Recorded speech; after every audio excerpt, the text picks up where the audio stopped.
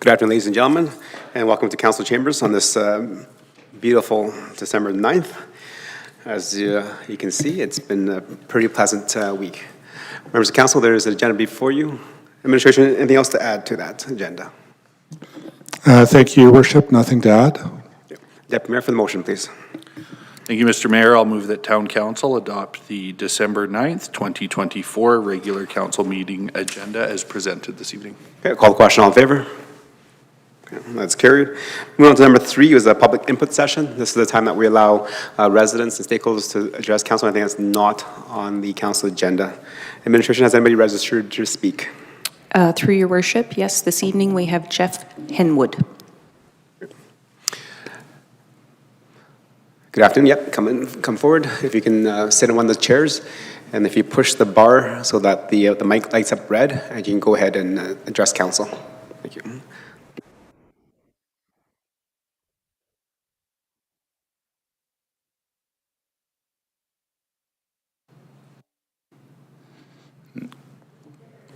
Oh, okay. Hi, Jeff Henwood. I'm with Alliance Promotions, and we're going to do a show December 21st at the Heritage Park. And we are asking you to have an emergency meeting to put a bylaw in. Then I'll get everything to Heather tomorrow morning, what she needs. And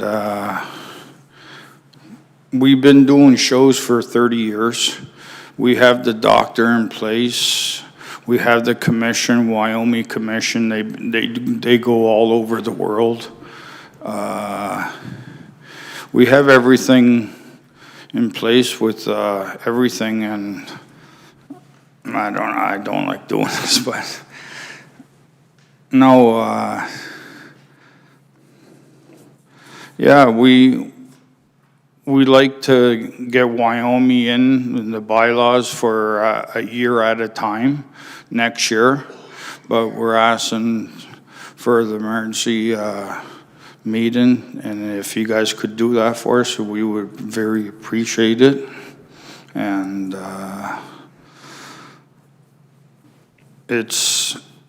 we have a John Bobo, the Stony Plain boxing gym, the amateur club. They have an amateur boxing in the afternoon, and we would like to do it at 6 p.m.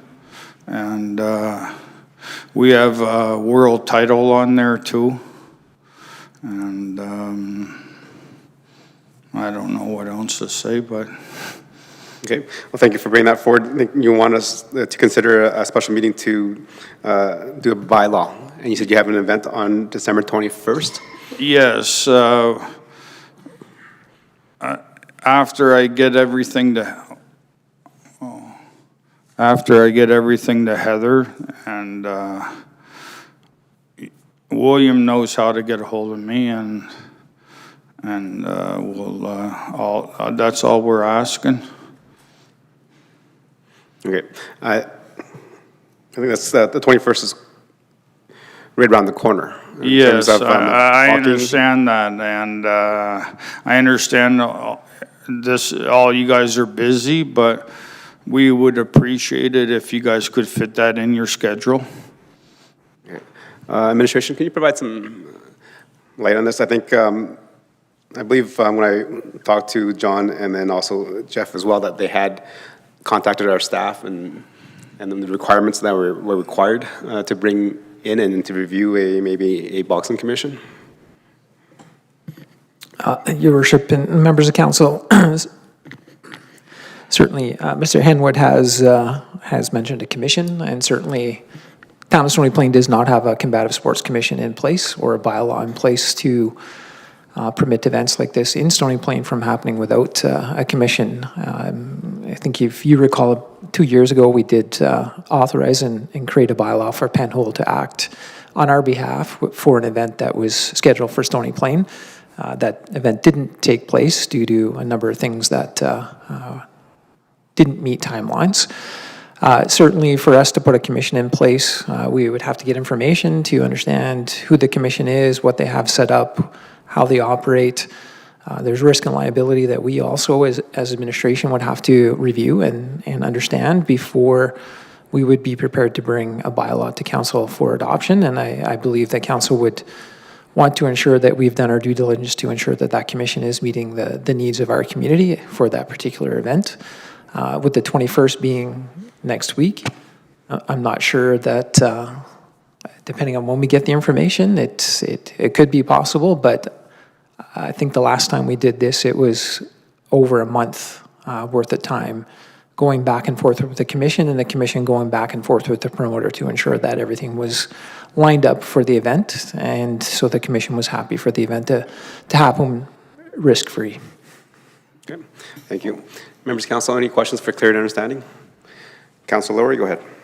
Thank you, Your Worship. Through you to administration, from a bylaw perspective, traditionally we have first reading followed by a publication period, and then we have a public hearing prior to second and third reading. Would we even be able to meet the MGA timelines to do so? Your Worship, through to Councilor Lowry, this particular bylaw wouldn't require a public hearing unless council deemed it was necessary to have a public hearing. I believe the last time we did this, we did all three in one sitting.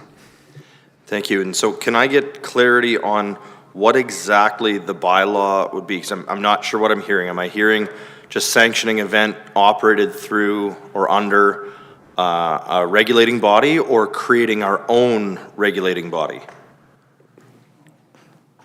Your Worship, through the Councilor Lowry, essentially the bylaw that we would be adopting would be providing permission for a said commission to act on our behalf for the event specific. There would be a time period of which we would identify that the commission would act on behalf of the town of Stony Plain in order for the event to be hosted in our community. Okay, 1 second. Mr. Henwood? I forgot all about it. We have a $2 million liability insurance too. The promoter has to put up for any insurance, for any commission. That's the policy of most commissions. Any follow-up? No. Okay, no, I appreciate that, and I think I was on council and members of council were there. We did have the commission come and speak directly to council about what the liability was, what the responsibility was, and that they were sure that the promoter was able to do what they needed to do. Councilor Hansard, you had a question? Respectfully, Mr. Mayor, I am really unclear what the whole ask is. I thought I heard the word lion, I heard the word boxing, I heard the word event. So could you please explain what we're being asked? I understand bylaw. He wants a bylaw. I'm just not sure how that applies. Is this a boxing event? And if so, is it tied to the other gentleman who approached council in a separate meeting regarding a boxing event? Yes, thank you, Councilor Hansard, for that clarity and question of clarity. So definitely in amateur sports, you don't need an oversight of a combative sports commission, but this is, I believe this is tended to be a professional fight, which then needs that extra oversight.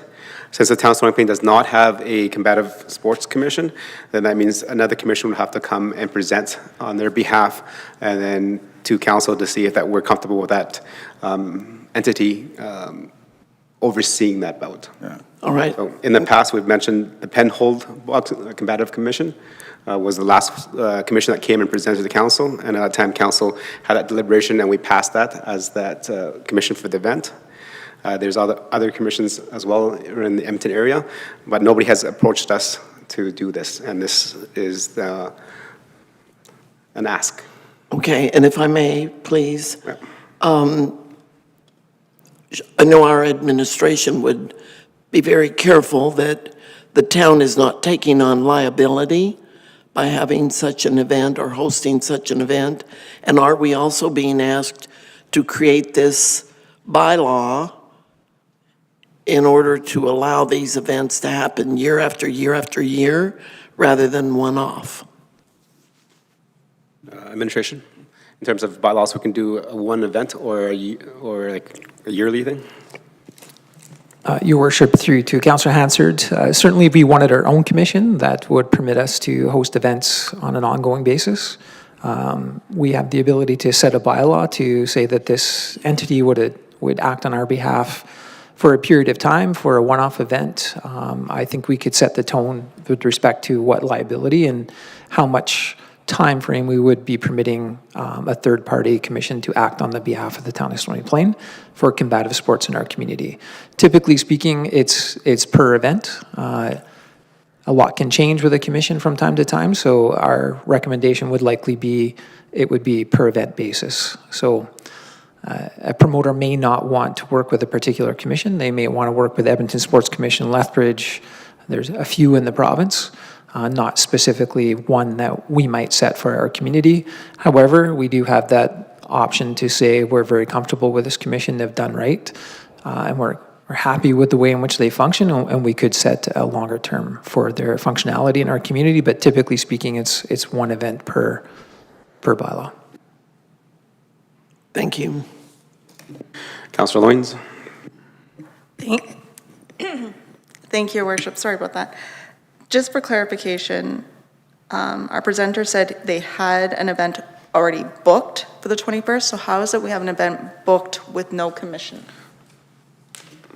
Your Worship, through to Councillor Loynes, I believe the Spruce Grove Boxing Club has an amateur event booked for the 21st, and Mr. Henwood is wanting to tag on to that. So there would be an afternoon show, which would be the amateur part, and there would be an evening show, which would be the professional part. So there is a booking at Heritage Park. The tools and setup for the event is similar.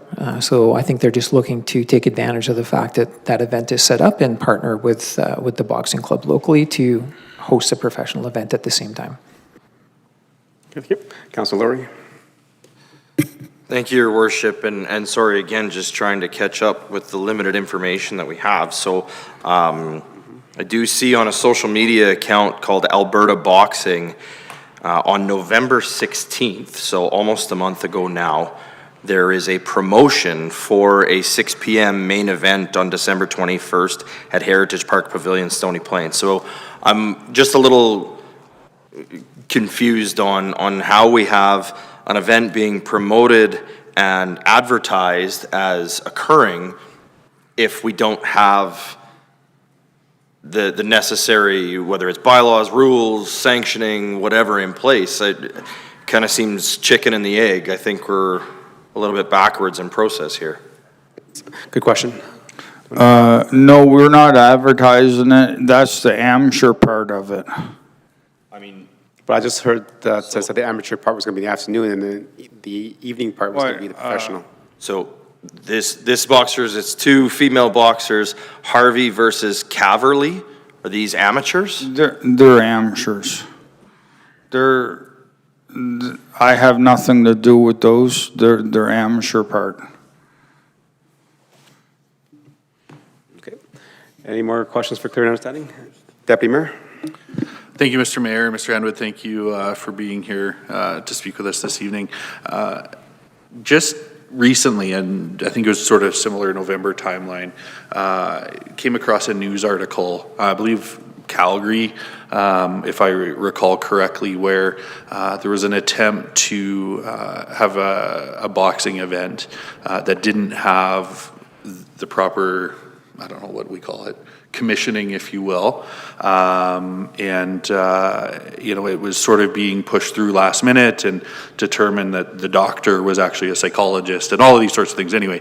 And so that event, from my understanding, ended up nearly being canceled before another group ended up sort of taking it over to see it go ahead. When we look at the calendar this evening, we're 12 days from December 21st. And certainly there's been some comments about the time frame to be able to have something like this happen. But my follow-up to that would be, looking to hear sort of your confidence in being able to have a properly sanctioned, commissioned event and the safety of the athletes and all of those sorts of things when we're looking at a time frame of just 12 days from this evening. That was a guy from England, and he lives in Calgary. He got suspended from Alberta Boxing, that's the amateur sanction for Alberta, and he got suspended for 2 years. We have nothing to do with him.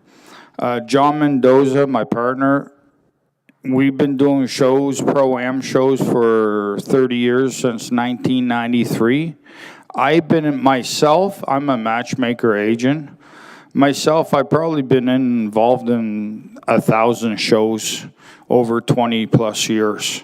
And yes, everything in sports, it's difficult, but I never had no incident or nothing. Everybody's safe, everybody does their medicals, right? And we've been doing shows for a long time, and, you know.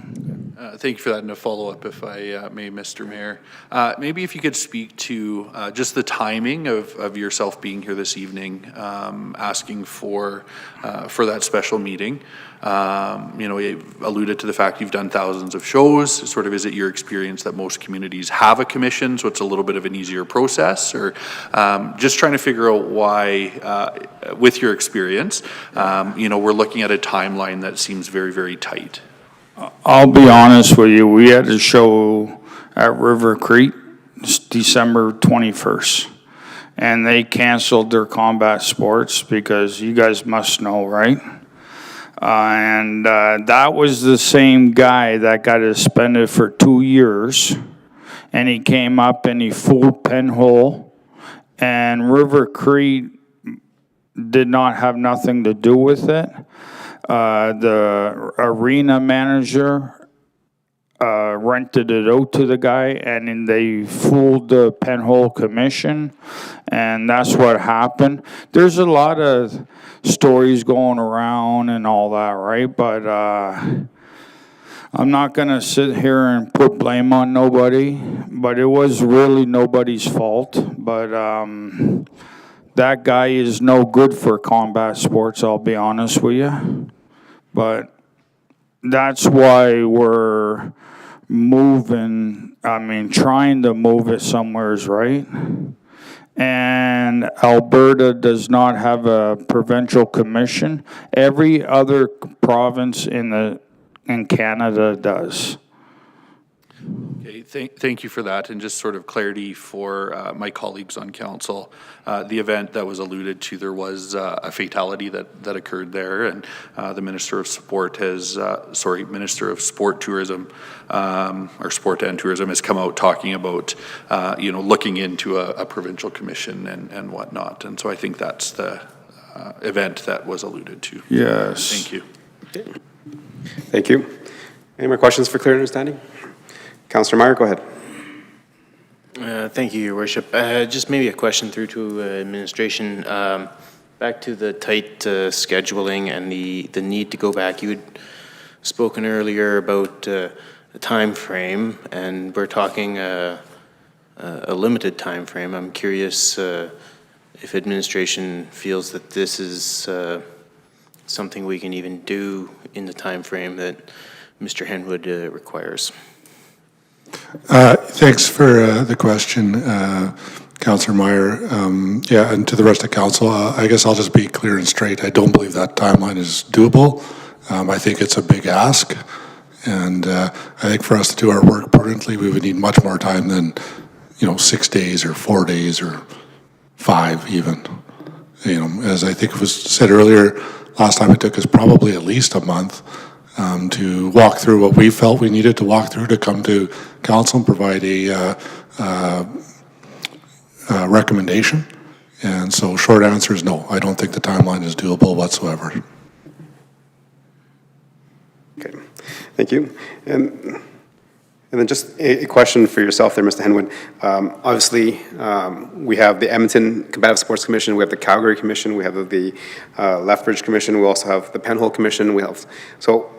Why are you choosing to use the Wyoming Commission? Because now we're looking at another country that might have different regulations than us. Because they can, only one in Alberta can travel is Penhall, and Wyoming could travel too. They have it in their bylaws. They can travel if they get the okay from a city or a town. And we prefer Wyoming. It's the same, they're all the same, really. Some are stricter and some ain't, but Wyoming is fair, and I'll be honest, it's cheaper. The sanctioning and stuff. But it's, Wyoming's been going everywheres, and they're a safe commission. Thank you. Any more questions for clear understanding? Okay, on behalf of council, thank you for coming tonight and bringing this forward. As you heard, there might be some time constraints on getting it done this soon. And I think I heard that you've been promoting since 1993, and you've done over 1,000 boxing promotions and matches. Definitely, I think Stony Plain would be receptive to having a professional bout in Stony Plain, but we need to follow the rules and make sure that we have the proper documentation, bylaws. So if you plan to do something else, you can get everything to us, then our staff can do their due diligence and get it onto the agenda. But from what I heard, I don't think we'll get it in time for your 21st boxing match. All right, thank you. Okay, thank you.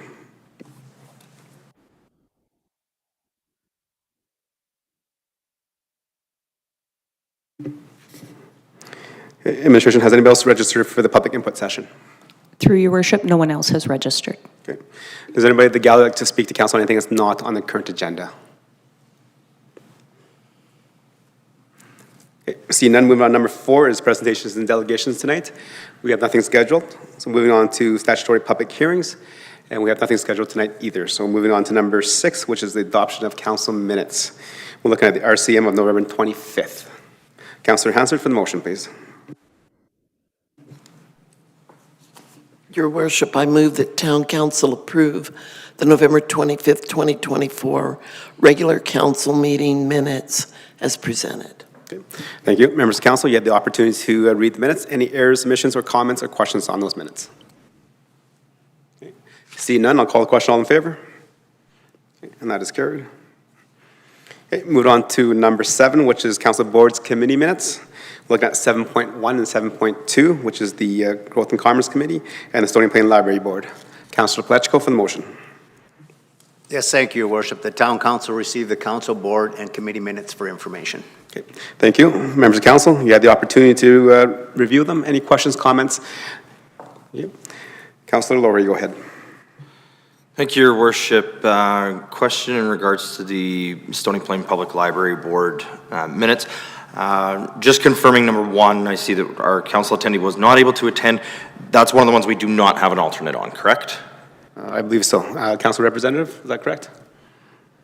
No, there's a council alternative for it. That's Eric. There is an alternate? Okay. Yep. I'm just wondering then why we didn't have an alternate present. Well, quite frankly, I'll be honest with you, my calendar got wiped and I missed the meeting. Gotcha. Okay. I do have a follow-up question on that as well, if I may. Okay, go ahead. I think I'll just have our staff double check, but I think when we approved the boards and commissions in October, there is no alternate. Your Worship, that's correct. There is no assigned alternate for a library board. Okay. Okay, go ahead with the second question. Thank you. I'm just wondering if the council representative then may have any information in regards to number 4, item number 4, the trustees training session, compensation philosophy. I'm not sure whether this is a motion. It doesn't appear to be a motion, but it talks about facilitating an activity for the board to collect data to create a compensation policy. When the library came to speak to us, I don't recall hearing anything about a compensation policy, particularly in the budget presentation. And then just a secondary onto that, just is easier to answer at the same time. I noticed the library does not note at the end of their minutes when their next meeting is. And I'm just wondering if that's just a miss in the minutes or is that common practice for them? Councilor Plechko, did you manage to get all that? Yeah, took it all in. So We are in the midst of doing a compensation review, basically, for the library to see what it's like to be competitive within the region. And we have hired Margaret Law to do that, the same as she did the review for the library overall. As for your last question, I'm not really sure, to be honest with you, if that's a miss or not. I've not noticed that before in any of the minutes before, so I will direct that question back to the director and have a better answer for you. Okay, thank you, appreciate that. Any more questions for clear understanding on those 2 minutes? Councillor Hansard? Your Worship, on the compensation review for the library board, we're talking about staff, correct? Not board members? That's correct. That is Staffing. correct. Okay. Any other questions for clear understanding? Okay, seeing none, I'll call the question. All those in favor? That is carried. Okay, move on to number 8 is our bylaws. So 8.1 is the West Terra Stage 19 land use amendment bylaw. Go ahead, administration.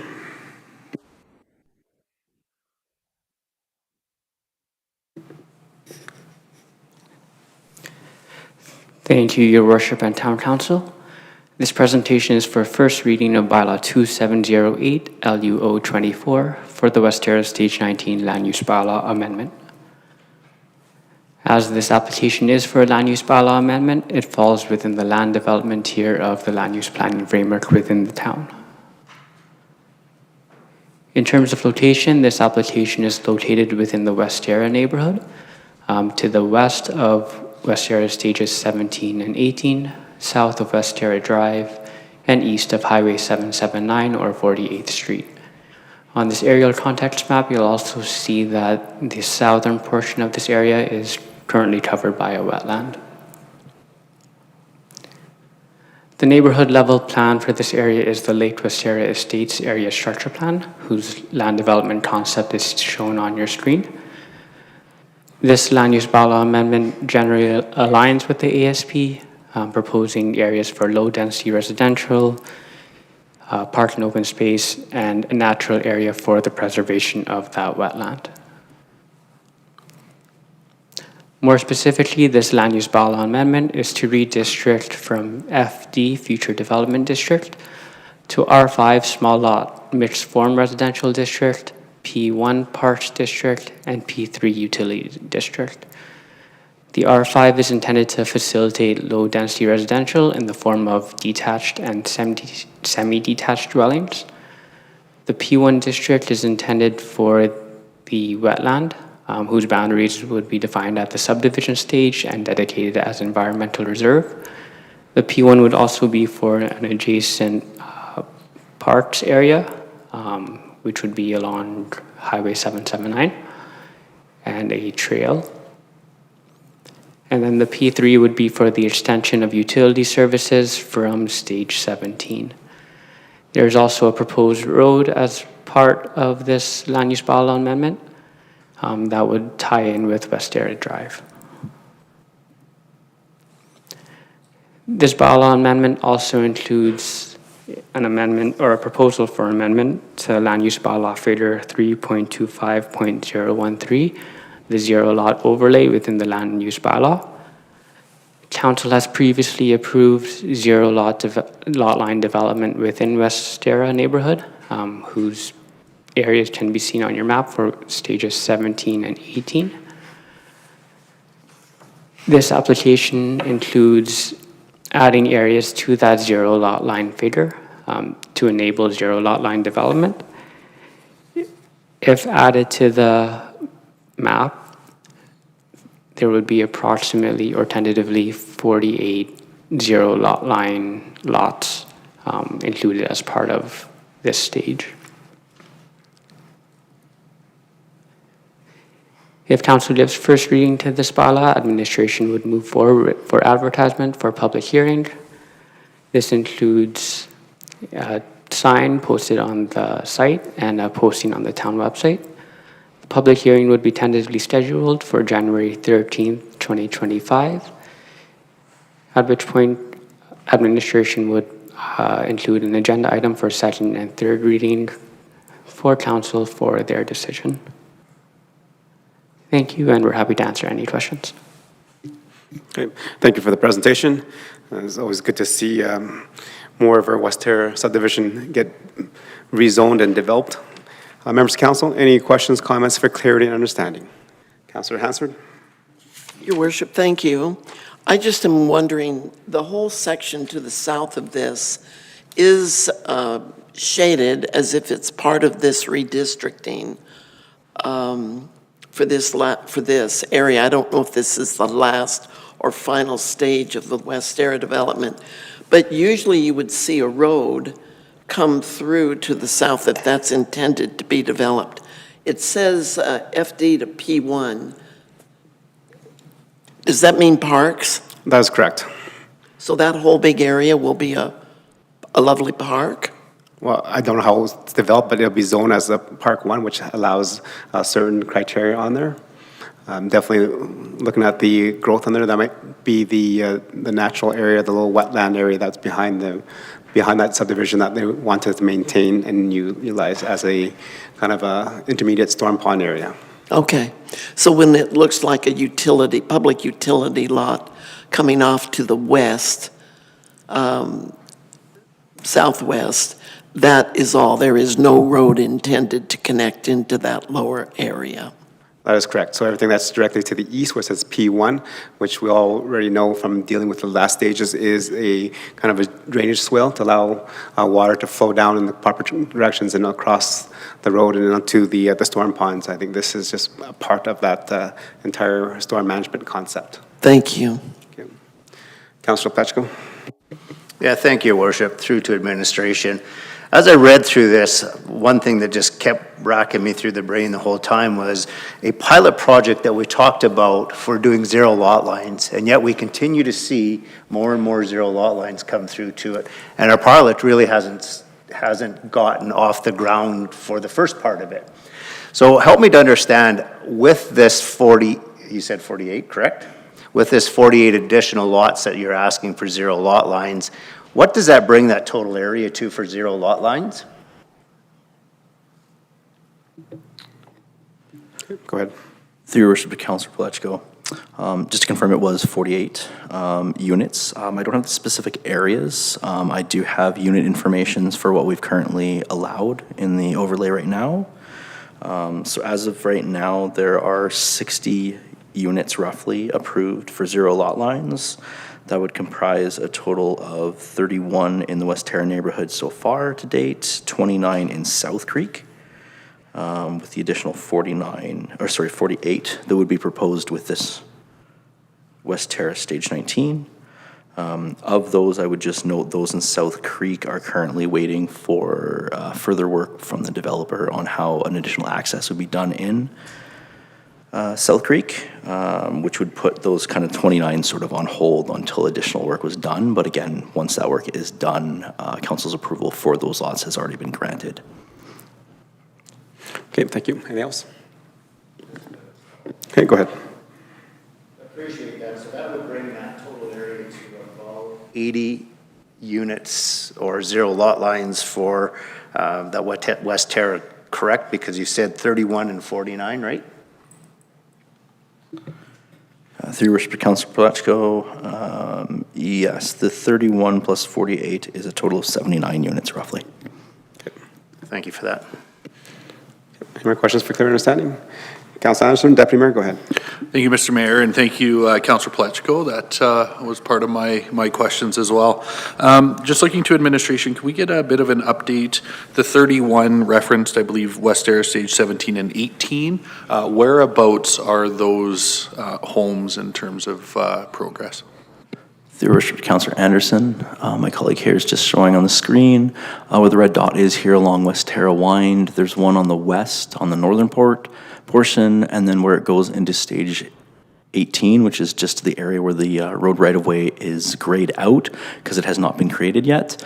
There's a portion on the east that says R5, and then on the south of that block, there's some additional ones on the southern part where the road bends eastward.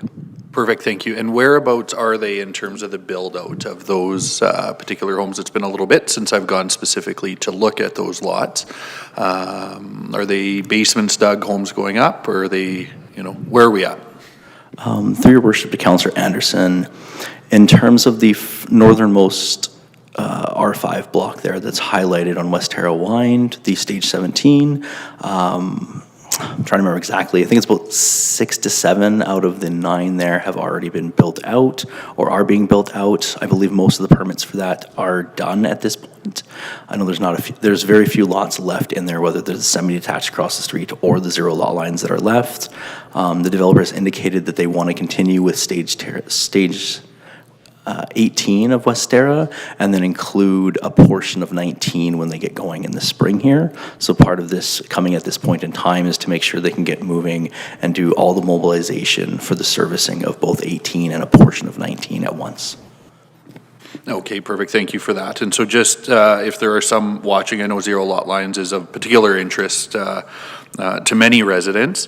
Currently, with South Creek being on hold for that additional access, and with these being developed out, we currently don't have any areas of our community where we would be able to seek feedback from residents who are experiencing sort of that 0 lot line reality.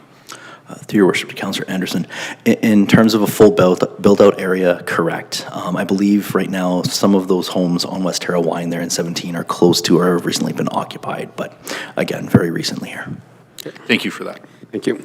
Councillor Loynes? Thank you, Your Worship. Sticking with the 0 lot line conversation, as it was mentioned, it was supposed to be a pilot project until we got a full understanding as to the success or failures of it. And it has now been mentioned that we don't have a full understanding of the effects of the 0 lot line. My question to administration is, why are we continuing to go forward on the conversation of 0 lot lines when we already had a pilot project in place? Okay, go ahead, administration. Through your worship to Councillor Loynes, I guess in terms of the pilot project, what was put forward was that there was an overlay that council had the ability to restrict what areas were there. So in terms of this, again, we've got another proposal by a developer that follows, I'm going to say, a general policy framework for a diversity of different housing stock. The developer has indicated that there is a market for these and is bringing it forward to test, if you would, or ask for council to add that to the area.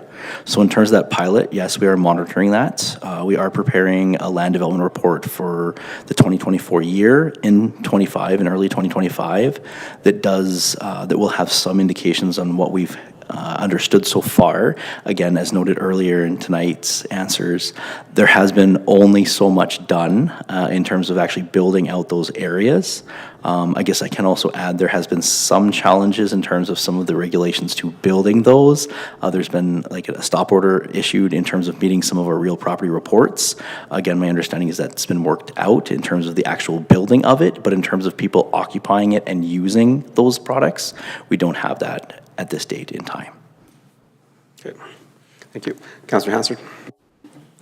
Your Worship, I'm glad to hear other councillors ask questions about moving forward on something when we really don't know what the outcome is of the first pilot project. We have not had a chance to reevaluate that as council.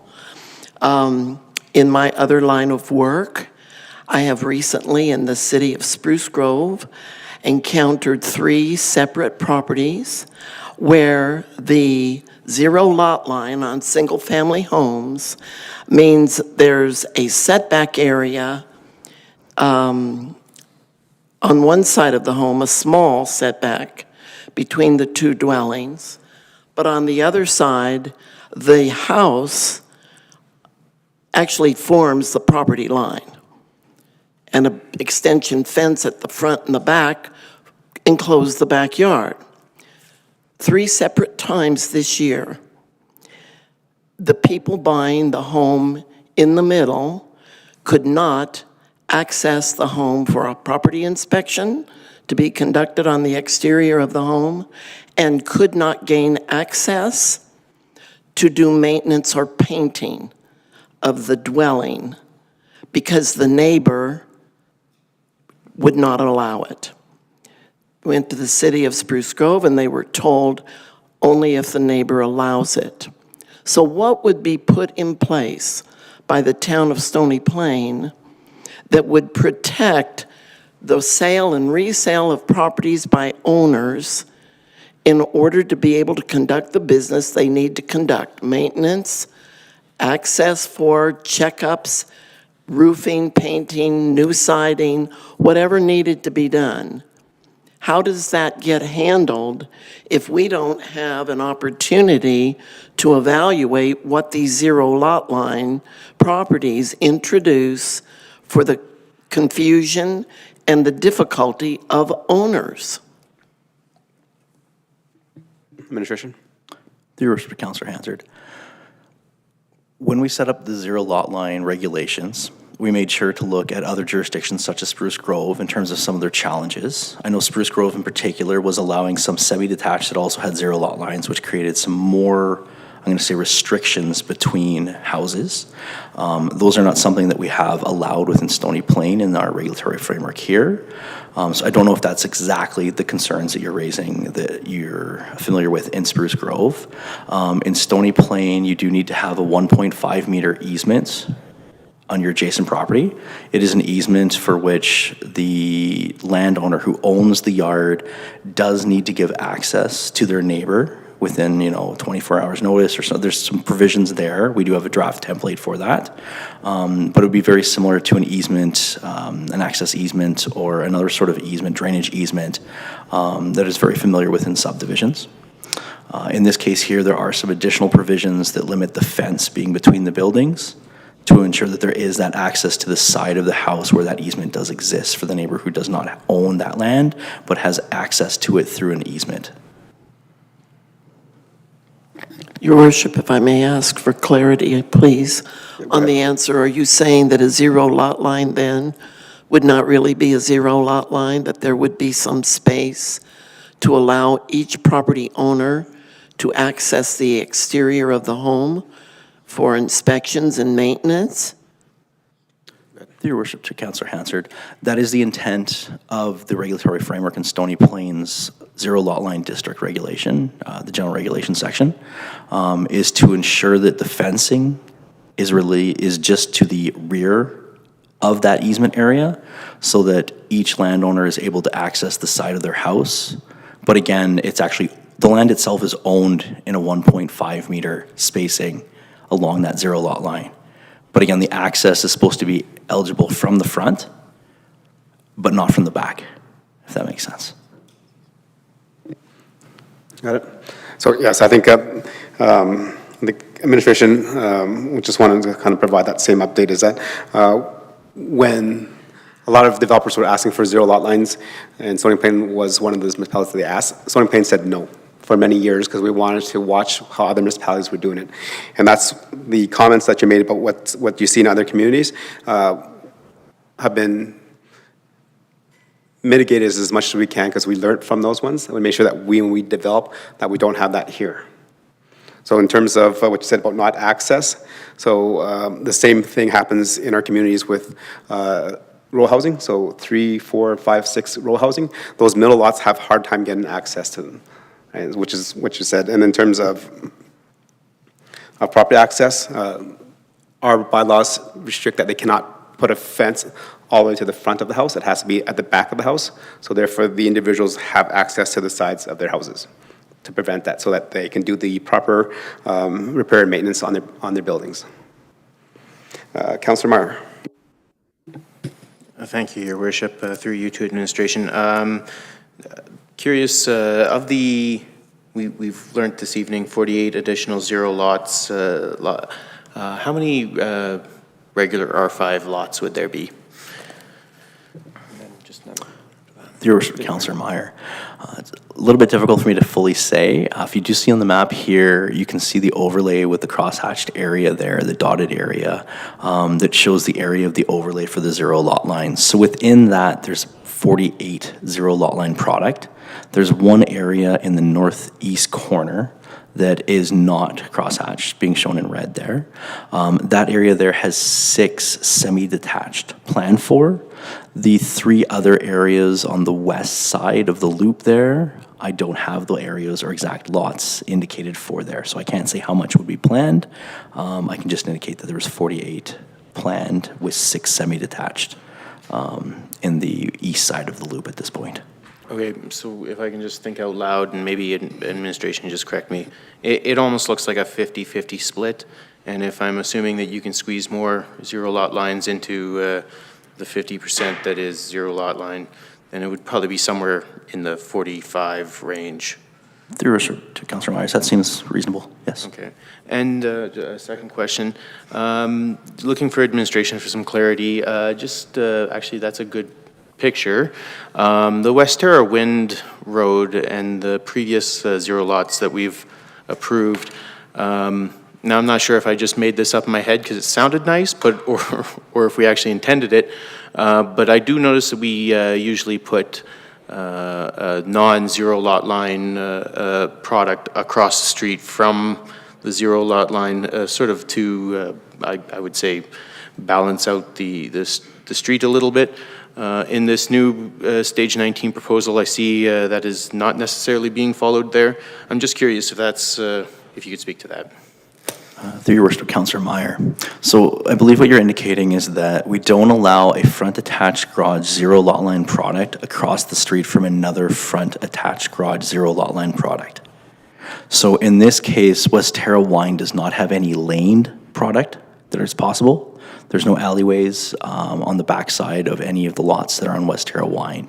Therefore, zero lot lines cannot be on both sides of the street, period, based upon the regulations we have in the land use bylaw.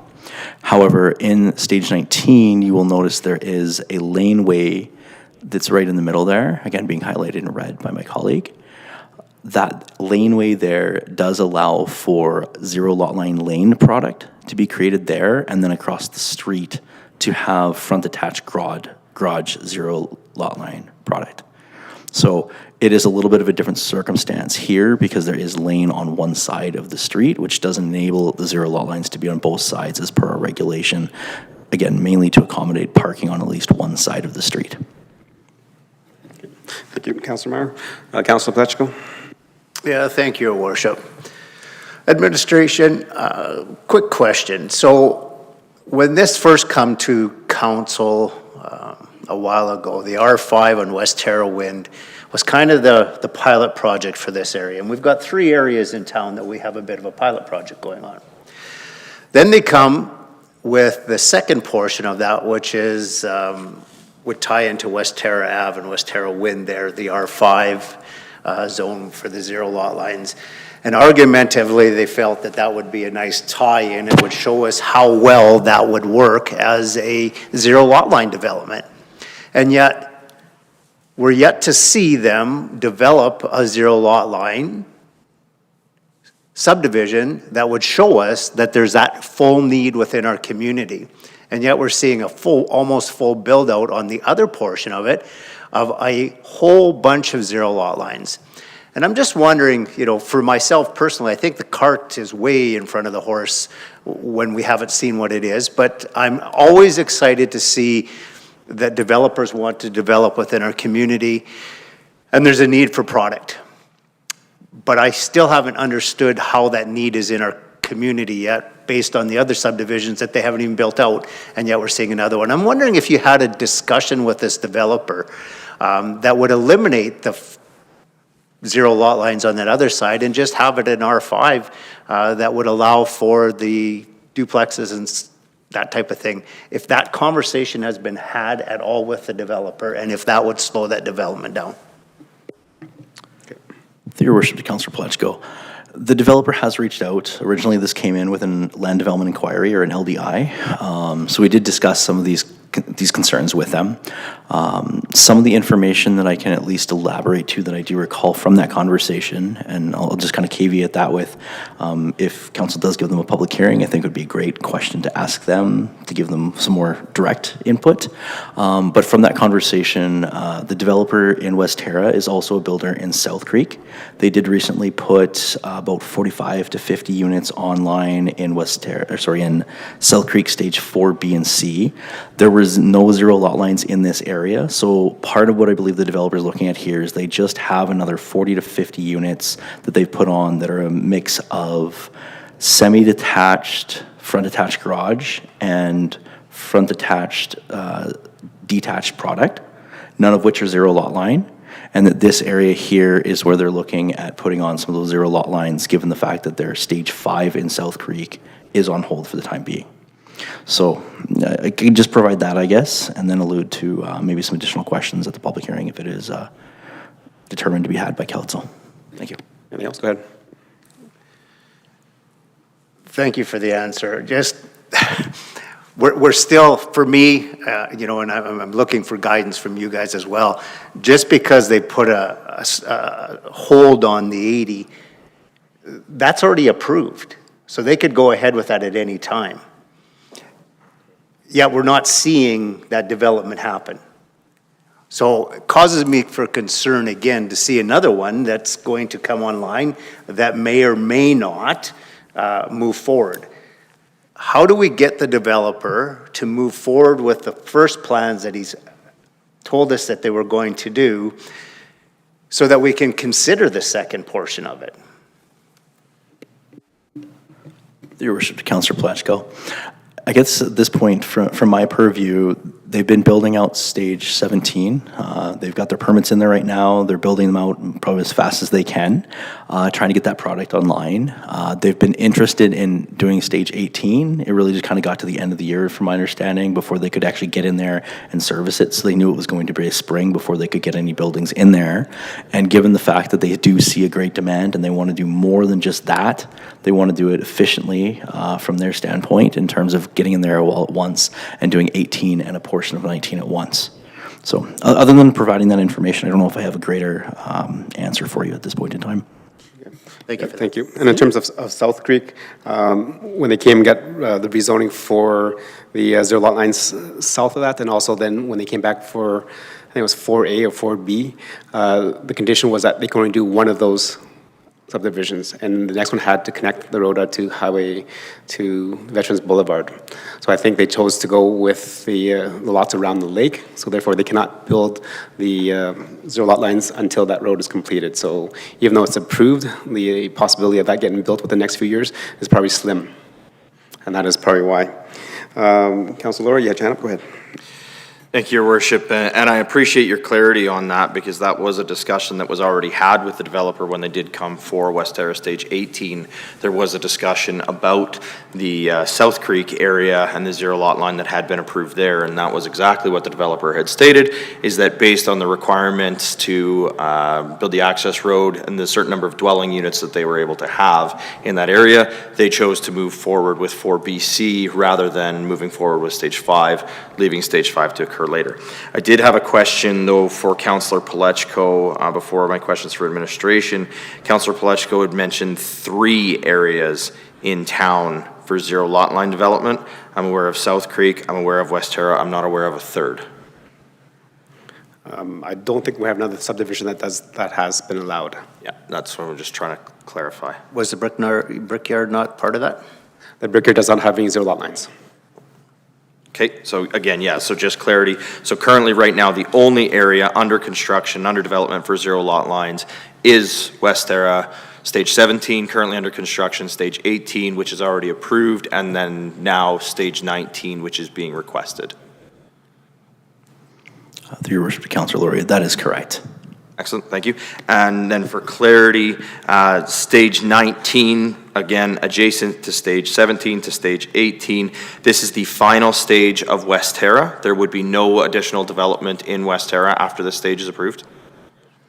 Through your worship, Councillor Lori, yes, Stage 19 does finish the rest of, I guess provides an urban development for the zoning for the rest of Stage, for the west of West Terra. Excellent. Thank you very much. Still follow up on that, Your Worship? Yeah, go ahead. Thank you very much. And just to confirm, what's being requested then here in stage 19, the final stage of West Terra, this does not connect directly backing onto, adjacent to any other previous development in West Terra, such as R2, other than across the major collector road? Through your worship to Councillor Laurier, that is correct. The only area that is not R5 would be, if you look at the looped road there, the east leg of that, just north of there, there is some R2 there that would be backing onto the collector road or across the collector road. But yes, the surrounding areas, either P1, P3, or R5. Okay, so collector road and major highway segregate this from other development? With the exception of, again, across the highway there where you do have some, again, P1 kind of buffering some R1 and so forth in Genesis. Thank you very much. So essentially then this would make a contiguous area, the small, I believe it would be northwest corner of West Terra, comprised of stages 17, 18, and 19. It's one area. It's not three different areas spread throughout West Terra? Through your worship, Councillor Laurier, I guess it would depend a little bit on how you're viewing it, but in essence, if we take stages 17, 18, and 19 and consider that a cluster of areas, yes, that would just be one area of that neighborhood, and then the other area that has 0 lot lines approved in South Creek. Thank you. And then my final question, I'm just trying to make sure they stay away from any debate points because we're not there at this point in time, would be, you did touch on the frontage, and that was something that I had concern, obviously, knowing referenced on page 37, item number 9, about the frontage. And I did deduce through this that because it was a rear lane product, that's why this was allowed. But again, given the fact that we're still in the infancy stages of allowing 0 lot line development and trying to understand how it looks in our community, has there been any discussion with the developer about the consideration in this plan as proposed on page 39 about moving the one of the portions of R5 to the western section in order to have no fronting 0 lot lines? Through your worship to Councillor Laurier, there was discussion around what blocks could be 0 lot lines, and the information that we got back from the developer after that conversation was the information, the layout, I guess, that you see here. So we did talk about both sides, half of it. Again, just generally putting out there that 0 lot lines are a new thing, they haven't been established, so to speak, and that they do need to go through this specific overlay. So administration has informed the developer of this, or the applicant. Excellent. Thank you very much. I would look forward to asking them that in a potential second or a public hearing prior to a second reading of the bylaw. That's the only thing I necessarily flagged as something that may have been a little bit of a concern at the beginning, and obviously without the developer here tonight to answer that, it's hard to understand their perspective as to why or if that would be something they'd be willing to consider. Okay, thank you. Councillor Loyens. Thank you, Your Worship. Earlier you had mentioned that the P1 area is a protected wetland area. Are we having the developer do anything that will protect the R5s that are adjacent to the wetland area to continue its protection, or will they back directly onto the wetlands? Through your worship, Councillor Loyens, just for clarity, the P1 there, it does include anything that is an environmental reserve or a municipal reserve, so park space, open space, whether it's a naturalized area or more recreational purpose. Both those are areas under the P1 zoning, just for clarity, or the districting there for that. Specifically to your question about the lots and areas backing on there, typically, when the geotechnical report and some of the biophysical reports are done, it will provide some information on how or what needs to be done to kind of create that buffer. In some cases, the P1 that was part of stage 18, just to the east of the large P1 there on the south part of stage 19, if you follow me there, that area there is intended to have kind of a slope, a top bank there, and a little bit of that specifically. I think part of, you might see something similar to that, but it would be fully contained, again, in that P1. So again, both of them are ER areas. It just looks a little broken up here in terms of how the staging took place. Okay, and then another question, to talk about parking, which is another favorite topic of all of ours. When I look at the road, and understanding a picture is worth 1,000 words, will the road in itself that's proposed have enough leeway for street parking or any type of parking with moving traffic, such as when you look at Westera Ave, again, the picture itself looks larger on the road versus what is being proposed? Good. Through your worship to Councillor Loynes, Westera Ave is a little bit of an interesting one. It's actually a minor collector road that provides access to south of Westera, so it is a slightly larger road right-of-way standard there. Westera Wind, as it is shown, is the same area as the proposed road in Westera Stage 19. Again, this is generally intended to accommodate parking on both sides with drive aisles that allow for that. Again, there can be some challenges depending on how people park in particular. Part of the zero lot line, the regulations section that restricts both sides having front attached garages is to enable at least one side to have that parking.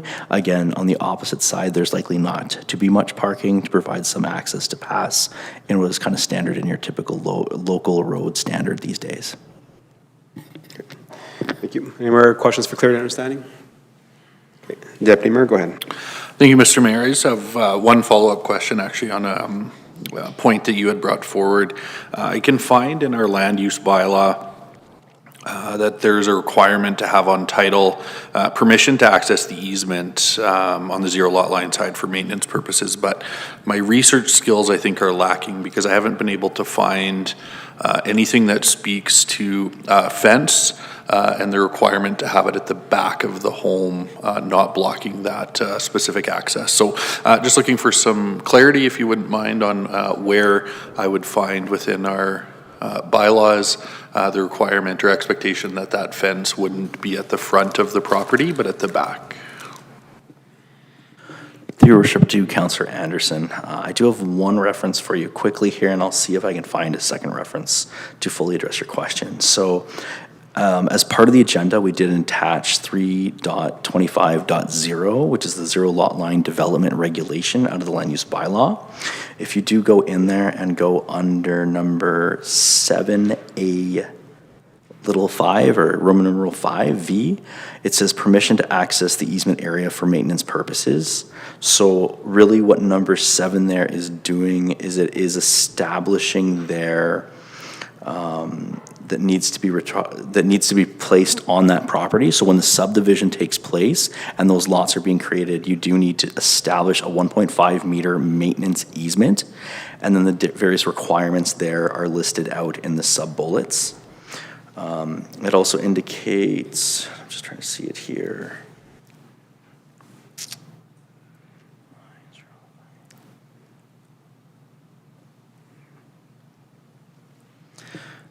Again, most of it's just the restrictions. So number I says basically it establishes a drainage path that cannot be obstructed. So by not obstructing, that does include making a fence or something over that. More specifically, I would require more time. No, and I do appreciate that and the no obstruction and that sort of thing. I think, you know, as I read it, I'm going, well, I don't really see anything that would prohibit that fence from being at the front. And if it was, nothing prohibits necessarily that landowner from putting a lock or something on it, right? And certainly the challenges that have been shared by Councillor Hansard in terms of that access. You know, having the requirement to have the easement access on title, I think is important. Again, just wasn't able to locate anything that was specific to the fencing that was mentioned by Mayor Choi. Thank you. Any more questions for clear understanding?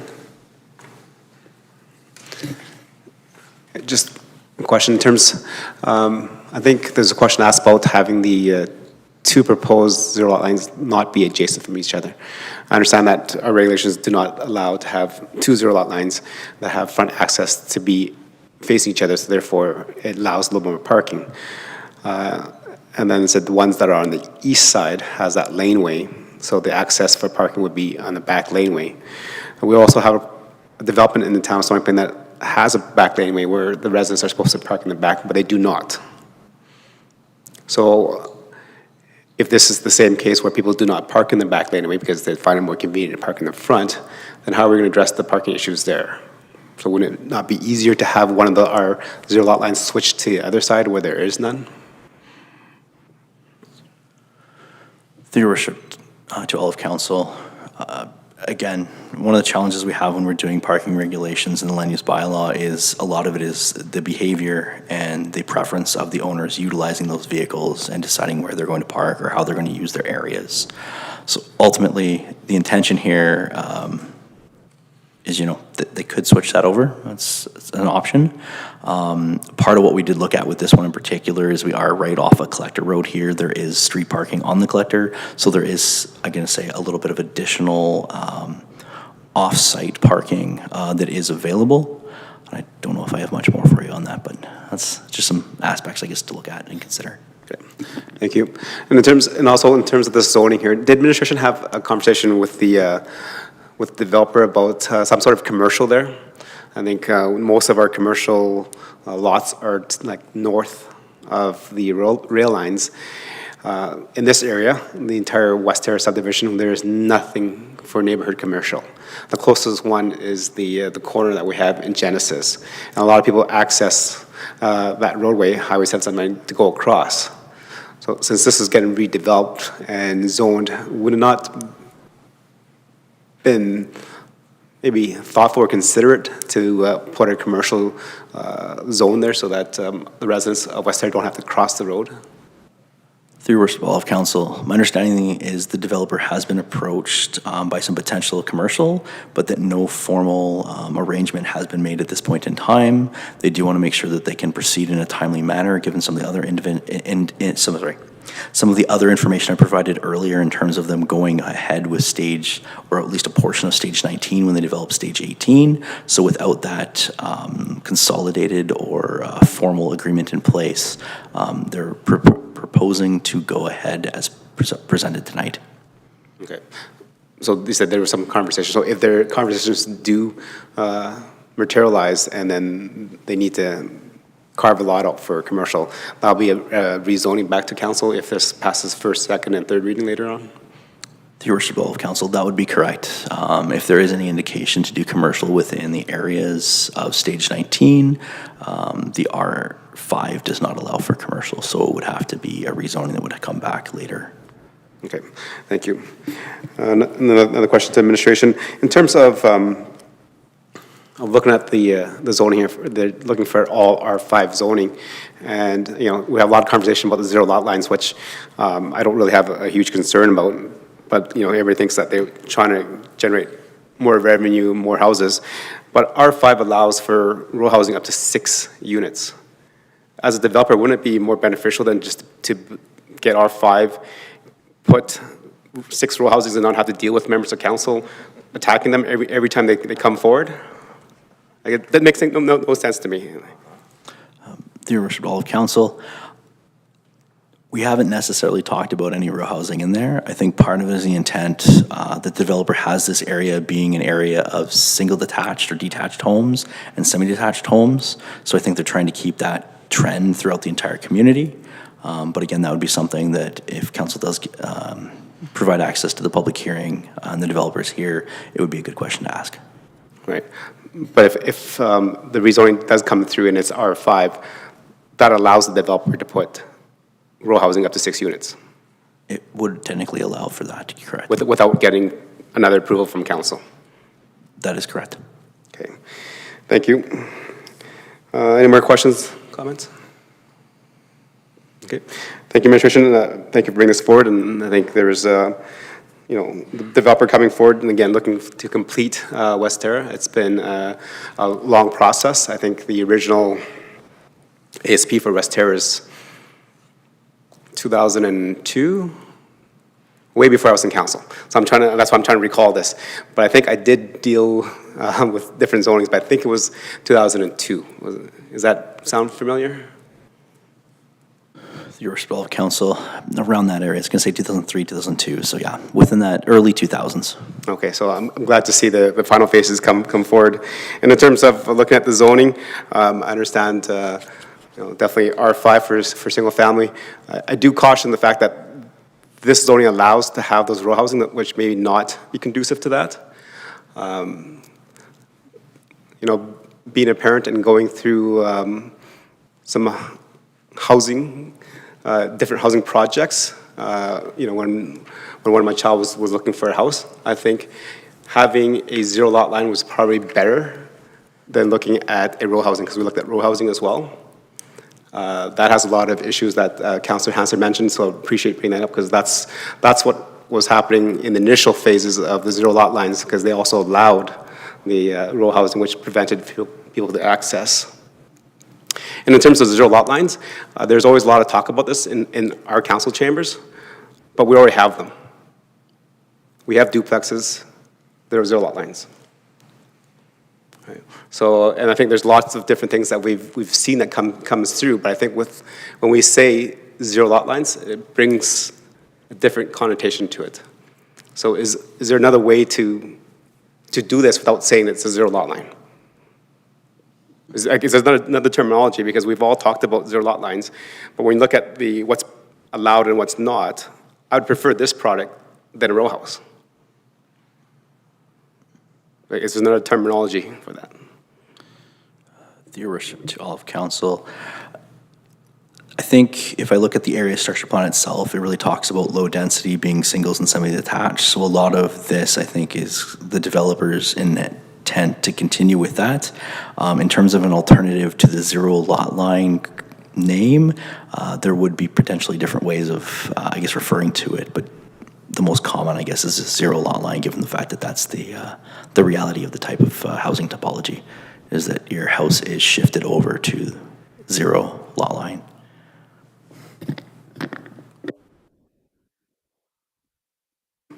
Any more questions for clear understanding? Councilor Lowry? Thank you, Your Worship. And I was just going back through 3.25.0, the zero lot line development portion of the land use bylaw. I'm just wondering if administration can refresh memory on that too. I seem to recall there being a restriction on secondary suites in zero lot line development. Am I recalling that correctly, or is that incorrect?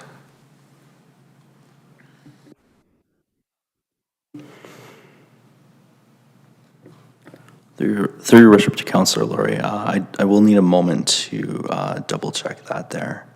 Thank you. I would say that's correct, because that's under the R5 zoning, which only allows one dwelling unit per lot. Excellent, thank you. Yes, it's under the R5. Yeah, no, again, I just wanted clarity on that. We won't go any further on that for fear of debating.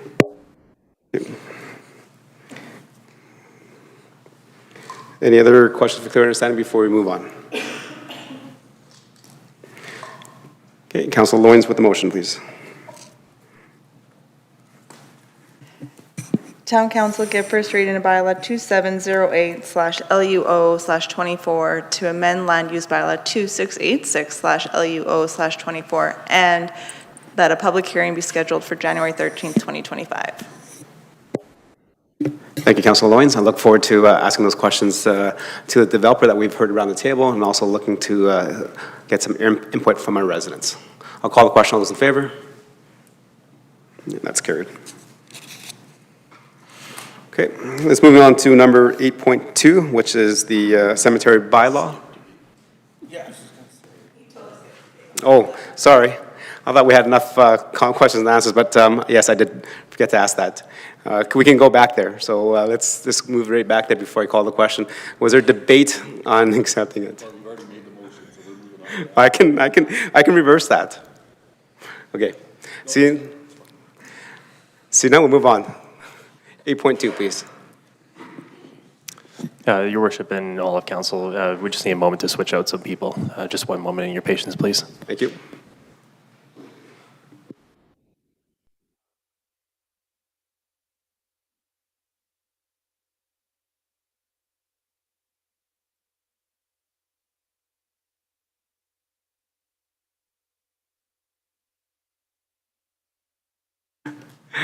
Yes. Thank you very much. Go ahead, administration, when you're ready. Thank you, Your Worship. While everyone gets just set up in their space here, before tonight's presentation, I would like to just briefly address the upcoming cemetery bylaw for council's review and consideration. As you know, this is a crucial project for the town. Our staff have put tremendous effort in to bring this bylaw to you tonight. They've been working tirelessly to prepare for this first reading. Tonight's presentation will include an update and outline on the next steps of the project. On your desk, there is an 11 by 17 printout of the plot plan, which provides a clear visual and is intended as the intended cemetery layout. While this is not a detailed plot plan for sales, it does offer a great overview of the different sections of the cemetery. I am also pleased to have our staff here tonight to present. Our town's infrastructure engineer has been dedicated to this project since 2020, making this a significant milestone for him and the team. So I'll now turn over to Mr. McPherson for his presentation.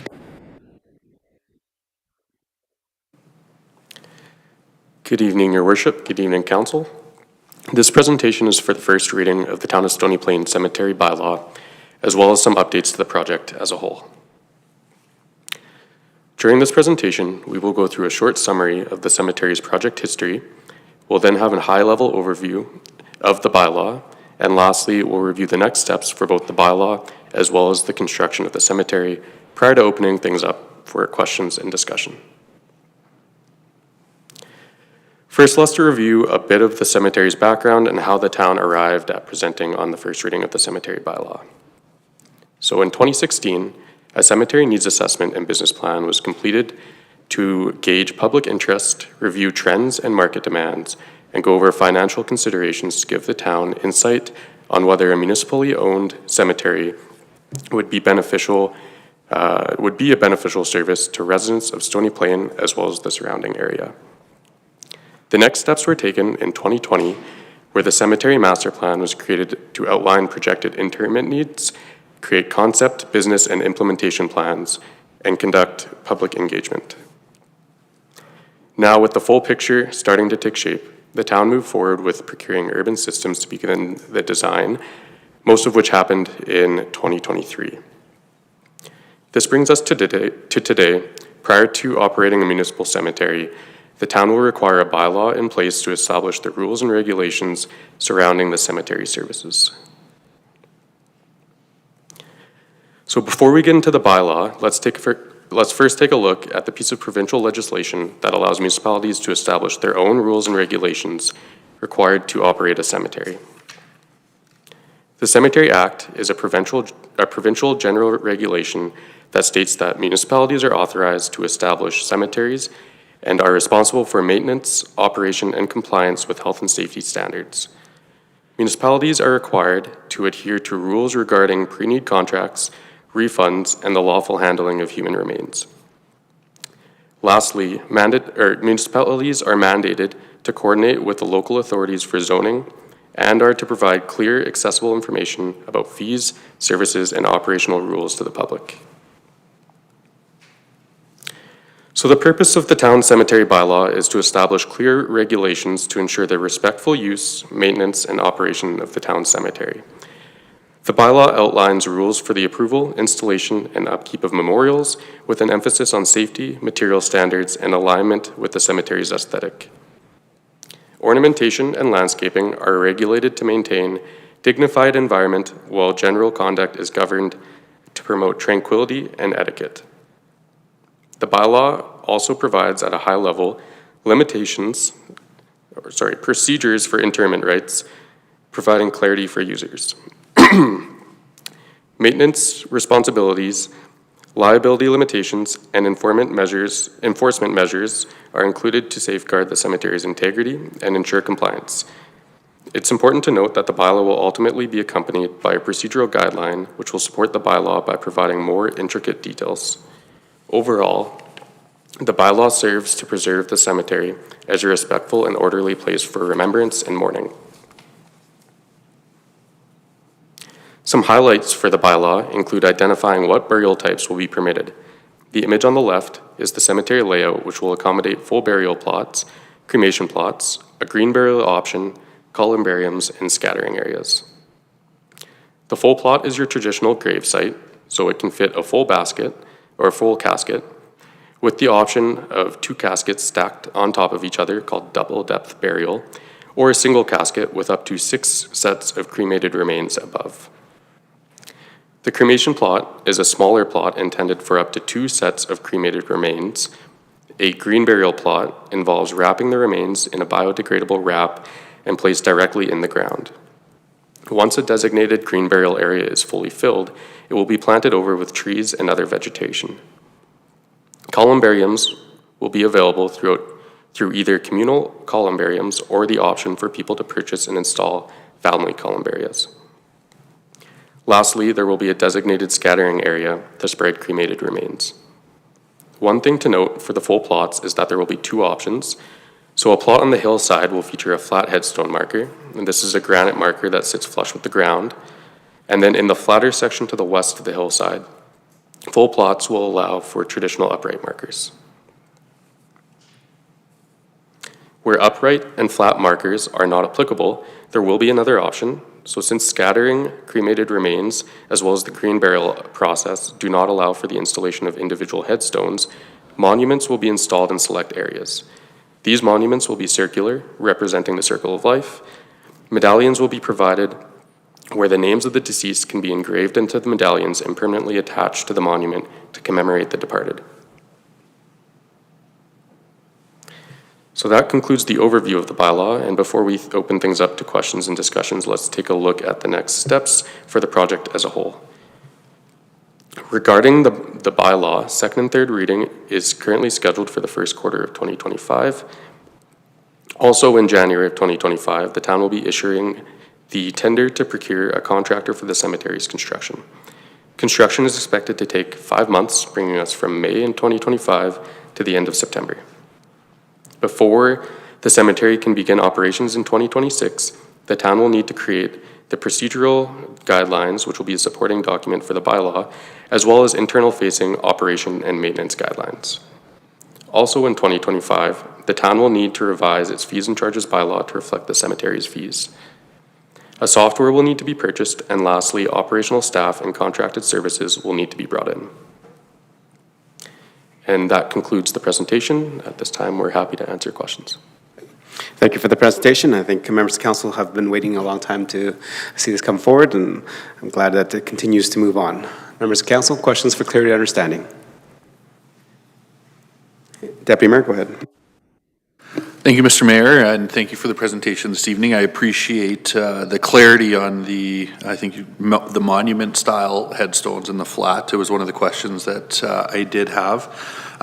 Looking to page 56, under regulations, and again, this could be my research skills this evening being subpar. There is a mention under 7.2 regulations. C, memorial shall be installed to the specifications in Schedule B, and I've scrolled through here 3 or 4 times and can't find Schedule B, and so I don't know if I'm just missing it, so if there's a page number I didn't see, if you could point me in the right direction, that would be great. Okay, administration. Through your worship to Councillor Anderson, Schedule B is referring to the procedural guidelines, which was referenced elsewhere in this document. So at the time, the administration is currently drafting those guidelines. Okay. Deputy Mayor? Yeah, thank you. So just the clarity then, it's not here, like we're saying it will be in Schedule B, which forms part of the bylaw. I think you had just mentioned it's part of the procedural guidelines, where the mention here is that it is an addendum to the bylaw specifically, and so just some clarity if you wouldn't mind. Through your worship to Deputy Mayor and all council, as the presentation noted, there's intent to, we're bringing the first reading, tonight with an update to council.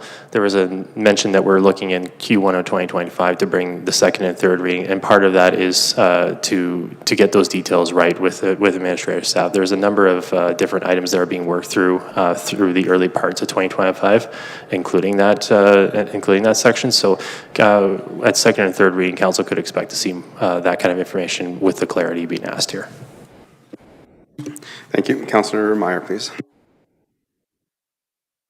Yes, thank you. And I just listening to the answer here, to my fellow councilors a question. Same regulation, 7.2, except this one's B, and it refers to cemetery procedure.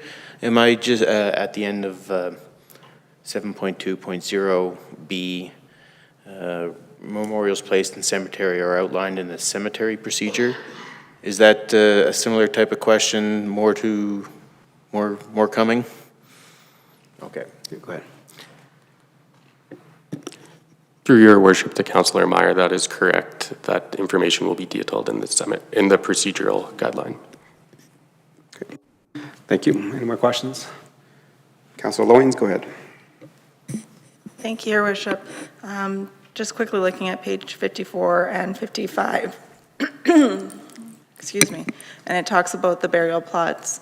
6.3 says burial plots except for green burial, the two remains of individuals in caskets, one above the other. But in 6.4, it says a burial plot or a green burial plot can contain the remains of a parent and an infant child placed in the same casket. In the event, and that this is getting like very fine detailed, a parent and a child in one casket and then a secondary casket, so then technically 3 bodies? Okay. Through your worship to Councillor Loyens, that is correct. In the specific circumstances where an adult and a child are interned at the same time, they can be in the same casket, which would allow for a second casket on top, allowing for 3. Okay, thank you. Okay, any more questions for clear understanding? Okay, Deputy Mayor, go ahead. Perfect, thank you. And this one, I know we have some residents that are very interested, and we may not have this information available yet, but reasonably, when can they expect to purchase a plot in the new cemetery?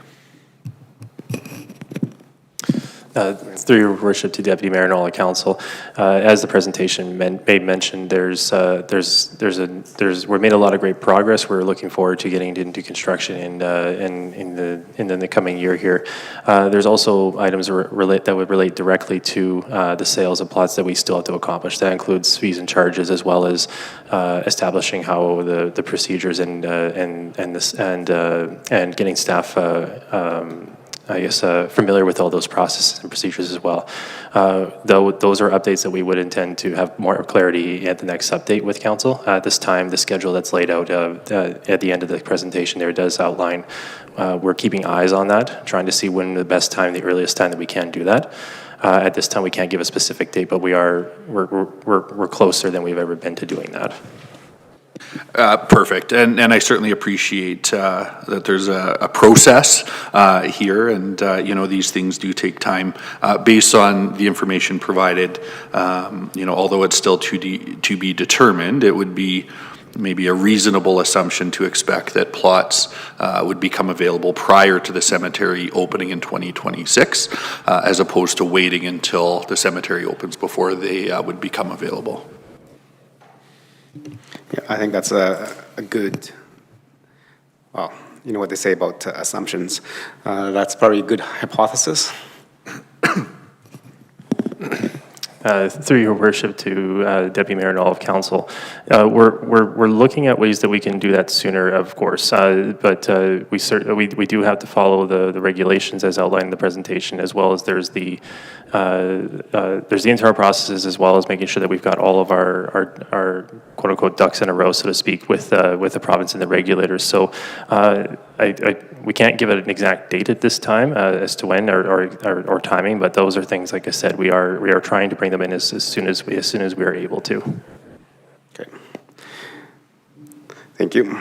And I think I would safely say that once council deals with the fees and charges bylaw that adds it, then we'll have further good understanding of when they'll be available for sale. Councillor Meyer.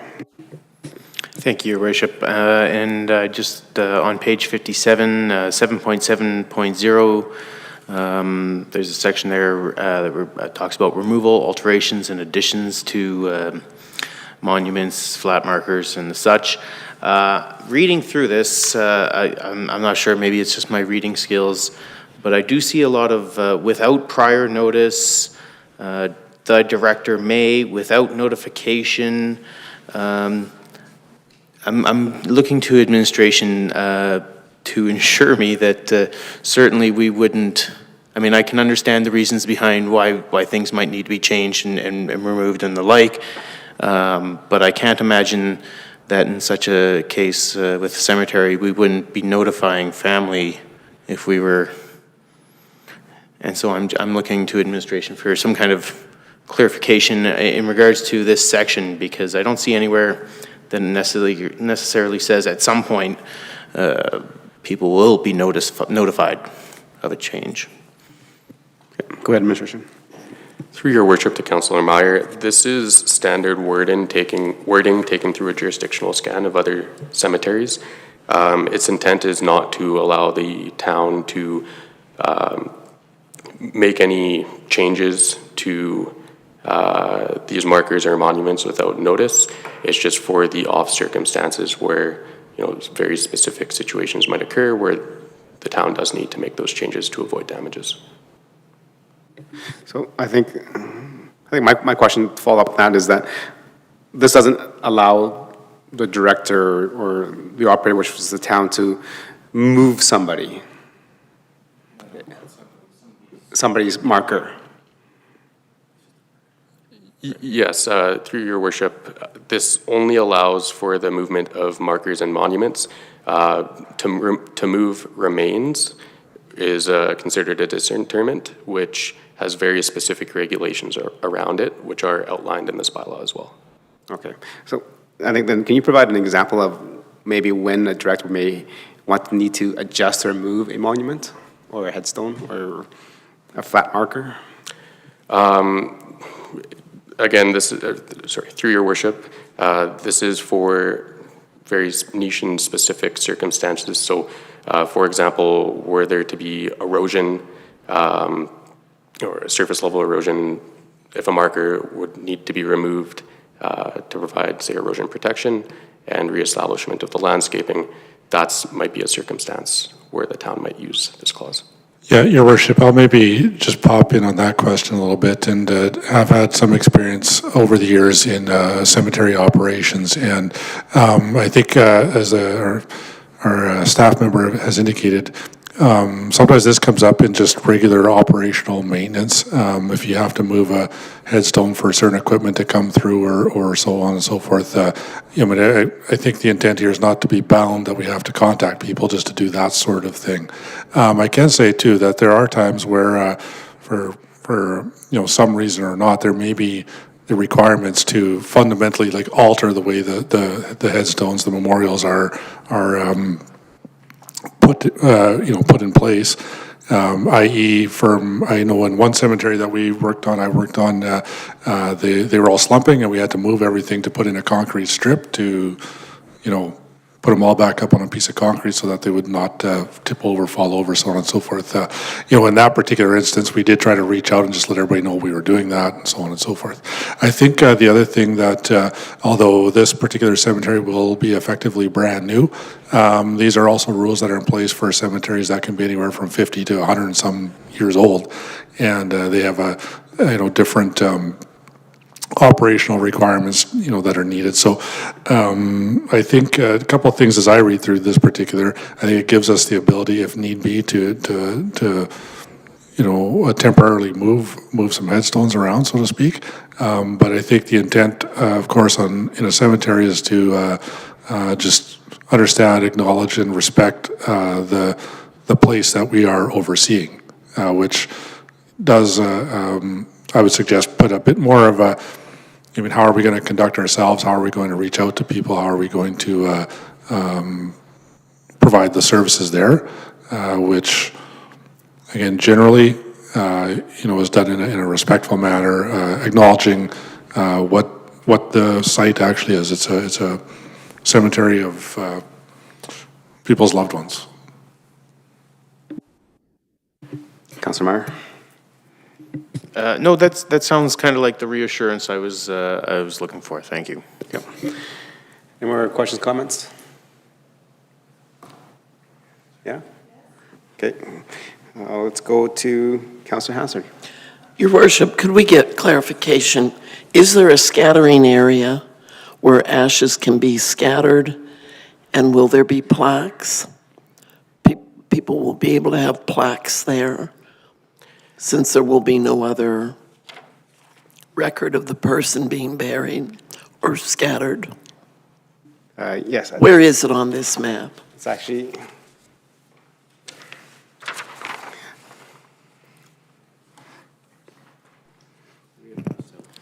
Your worship, through the council, answered, and all of council, it's in area 7 of the map, so it's just on the, Area 7? yep, Looks like rows. all the way, and pardon me, it also follows all the way around to the outside of the road there. Okay. Thank you. thank you. And also then on page 68, it shows the monuments that will be erected so that loved ones can have engraved with their loved one's name on that were Scattering Garden Monument and Green Burial Monument. So that's on page 68. Councilor Loyens. Thank you, Your Worship. Going back to talking about moving of the monuments and the flat headstones, the one comment that actually kind of stuck out to me and rubbed me the wrong way is under safety on page 57. It says the director will attempt to contact the rights holder to re-level the monument. If any damage is done to the monument by the attempt to re-level, the director should not be deemed responsible. However, if it's the director that's moving it because they couldn't get a hold of the right holder, then what really happens? Because they're moving it due to a safety concern, but the right holder didn't give them permission. Go ahead, Administration. Through your worship to Councillor Loyens, I think this brings us back to the previous point that Councillor Myers had brought up, where it might be a specific situation where the town would be required to temporarily move the monument. Right, but my question is if it gets wrecked while moving the monument in order to re-level for safety concerns. Through your worship to Councillor Loyens and all of council, in a bylaw, this is a fairly typical language for liability and also just to do general maintenance within the cemetery. So those are, there's, I guess I'll offer broadly that the terms in the bylaw are in here as a jurisdictional scan. These are best practices that we're trying to employ within the cemetery. You know, and the staff, as we're working through, and it's a new opportunity with a new cemetery to learn and see how things get enacted. You know, there's always a circumstance of how you apply the bylaw at the end of the day, if in understanding how we came to be talking about this and in the full picture. So those are things that we take care and diligence with all of our bylaws and in many fashions. So this is a standard clause that, as the staff member mentioned, that is probably best to be in the bylaw. However, things such as how it gets applied in the procedures would be clarified later. Thank you. Councilor Laurie. Thank you, Your Worship, and through you to administration, the town currently has a bit of a program for memorial benches. I know we've done a tree dedication at Arbor Day and so on for memorializing people's loved ones that does not actually include remains. Don't know if it would necessarily be a part of this bylaw because it doesn't actually deal with physical remains, but I'm wondering if that program will continue and will be available at the cemetery. So would somebody be able to purchase a memorial bench with the intention of that bench being placed at the cemetery site?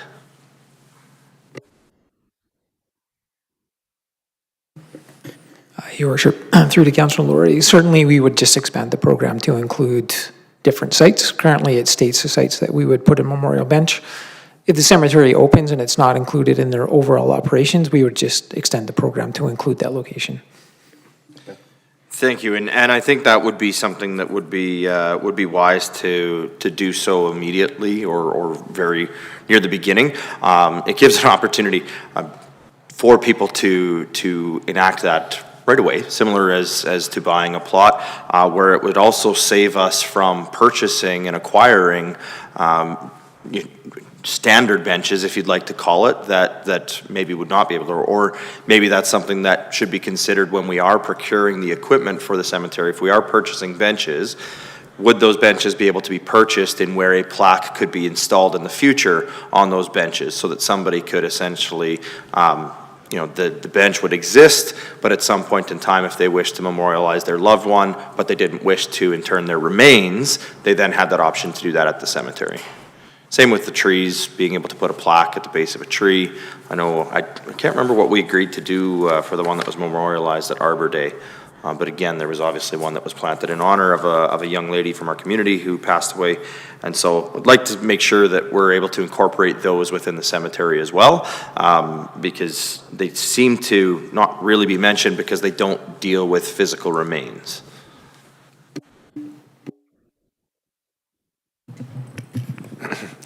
Through your worship to Councillor Laurie, as the general manager of CAPS noted, it's that's a program that we would expand into for the benches, and also I certainly wouldn't think that any of our other practices that we do with other programs for memorials would stop at the cemetery.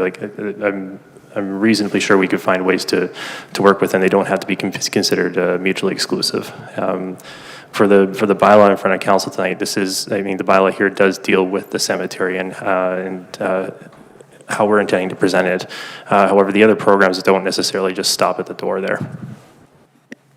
Excellent, thank you. Okay, thank you. Any more questions for clear understanding? Okay, Deputy Mayor. Thank you, Mr. Mayor. Just looking at the map that was provided to us here this evening, I'm wondering if administration can clarify for me how many full plot burial spaces, if you will, are going to be in the first phase of the cemetery development. And then sort of a secondary question to that, and I know we can't predict the future, but when we forecast how long this particular phase will serve the community, how long do we anticipate phase one before we need to move on to phase two? Okay, go ahead.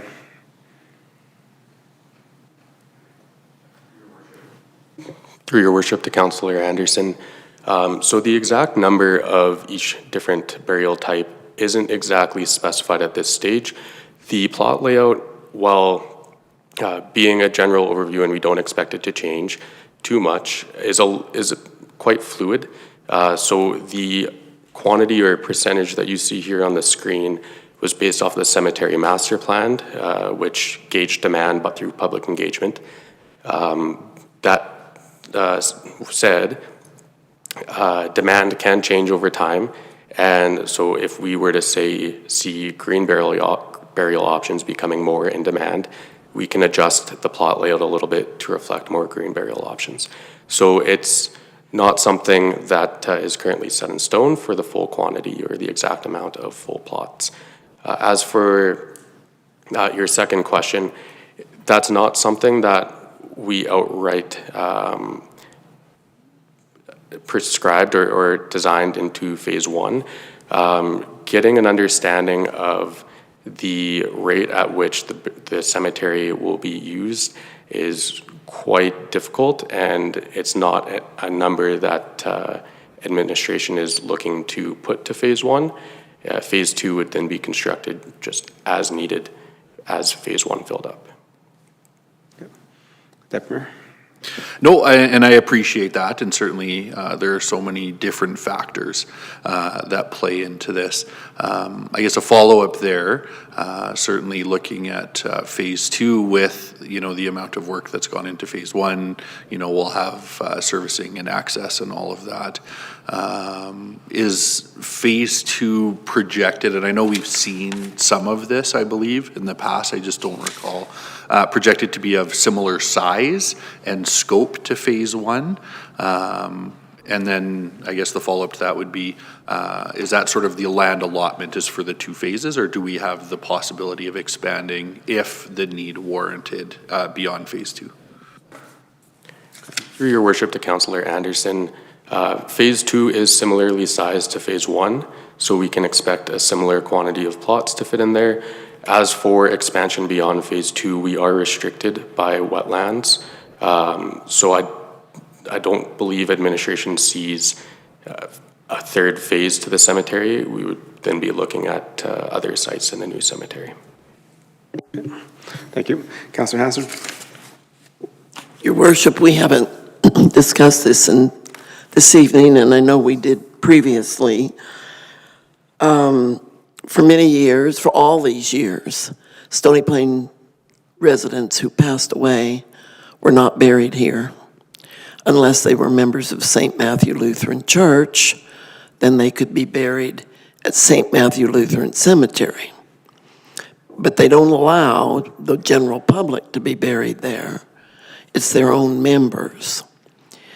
Because we have buried all of our people in many other cemeteries, many in Parkland County, Spruce Grove, the neighboring areas, we are intending, are we not, to allow people from outside of Stony Plain residents to have their remains interred in this cemetery, correct? That is correct. That is correct? Yes, it is. It will be a public cemetery open to all. Okay. Is there a follow-up question, Councilor Hassard? No, that's it. Any more questions for clear understanding? Seeing none. Okay, I think my questions are answered. Moving on to Councilor Meyer for the motion, please.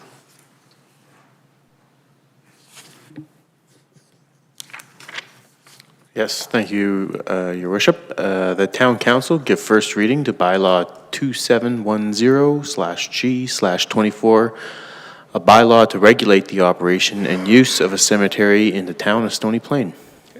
Thank you. I appreciate that. Thank you, Administration, for the presentation. Members of Council, any questions, comments, and debate on the motion to accept? Councilor Hassard. Comment. Thank you, Mr. Mayor. Well, this has been a long time coming. I know it's been in the works. It was really wonderful to open my council package and see this motion here. I know that you're on page 54 of 164. The timeline laid out for the cemetery has the cemetery needs assessment and business plan coming forward in 2016. The discussions among council members at planning sessions, et cetera, happened long before that. So it's a many-year process to bring us to the day where we actually have these wonderful drawings and we see this cemetery actually within tangible reach. I can't express to you, and I'll speak on behalf of Councillor Dwight Gansky, former Councillor Dwight Gansky, who was the first to put forward a motion about this cemetery.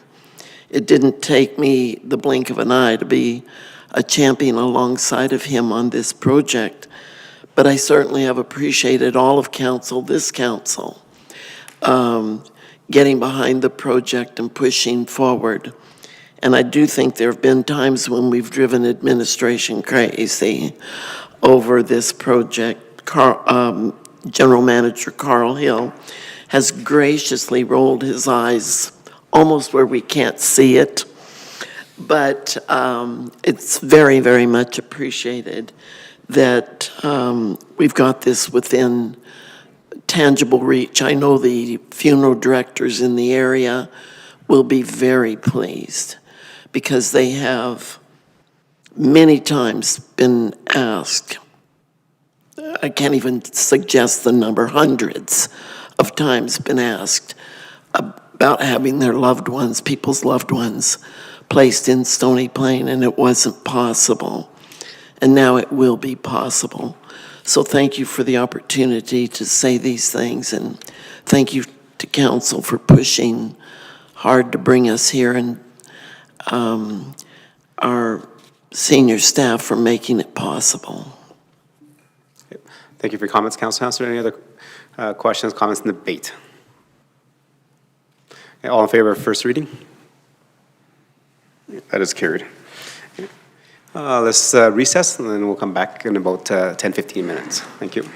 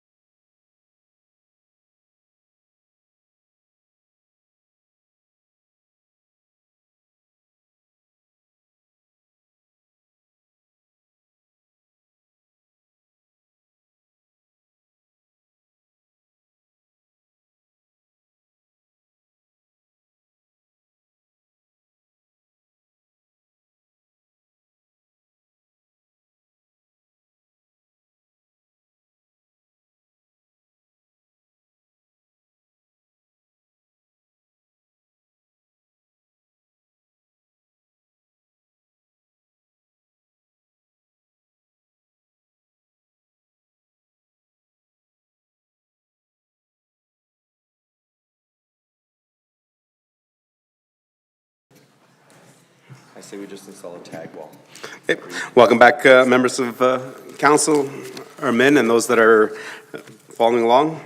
Moving back to it with our agenda is 8.3, which is the North Industrial Area Structure Plan, first reading. Go ahead, administration. Good evening, Your Worship and Council. Just before staff presents it, I would just like to make a few brief comments. The developer has been collaborating closely with the town, and we anticipate some updates to submission before second and third readings in January. Specifically, we are waiting for the traffic impact assessment with this submission. That's expected to, we expect to have a draft of that later this month. We do ask for council's patience as we work through some of those details concerning the traffic with the developer. That said, we are here to discuss with council the first reading, and we are here to address any questions or comments tonight.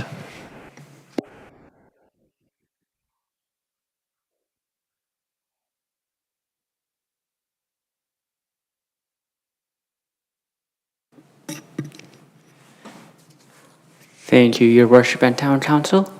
This presentation is for first reading of Bylaw 2711 DNP 24 for the North Industrial Area Structure Plan update. As this application deals with an area structure plan, this falls under the neighborhood design tier of the land use planning framework within the town of Stony Plain. The next few slides will compare the existing North Industrial Area Structure Plan with the proposed. The proposal is intended to repeal the original and replace it as its own standalone policy.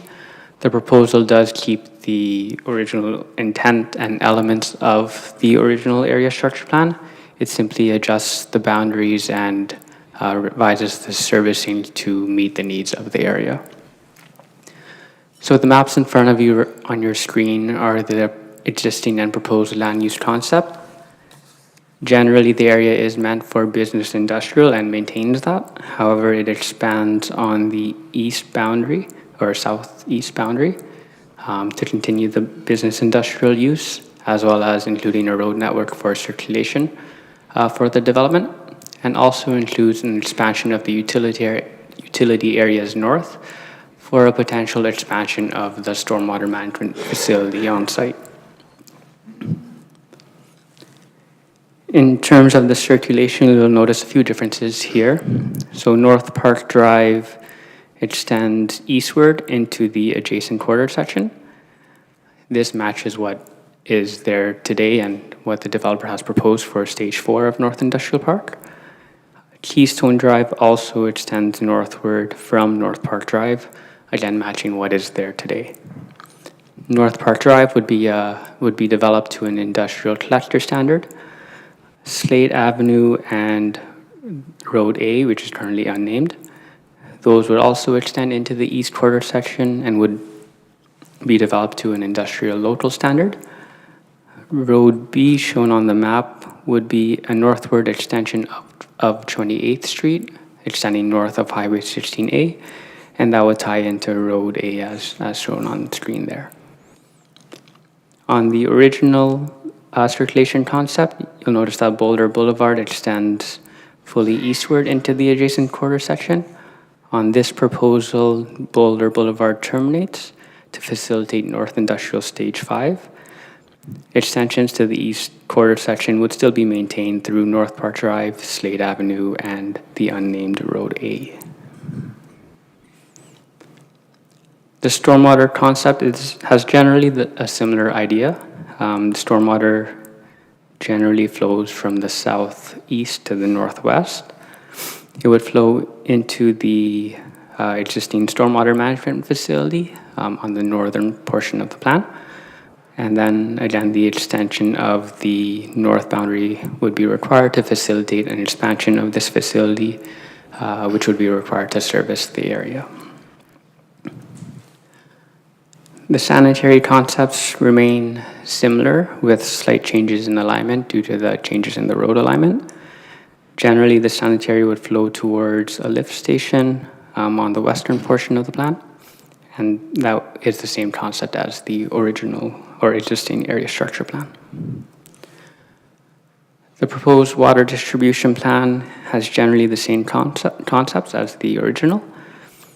Water looping would still continue within the area structure plan area, and there would be an ultimate connection south of Highway 16A. For the staging plan, there was no staging plan map in the original area structure plan, so this map would be a new figure. Stages 1, 2, and 3 are already developed.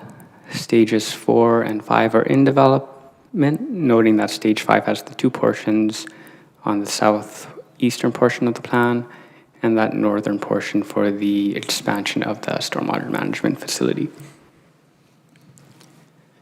If council gives first reading to this bylaw, administration would advertise for public hearing in accordance with the advanced method in the public advertisement bylaw.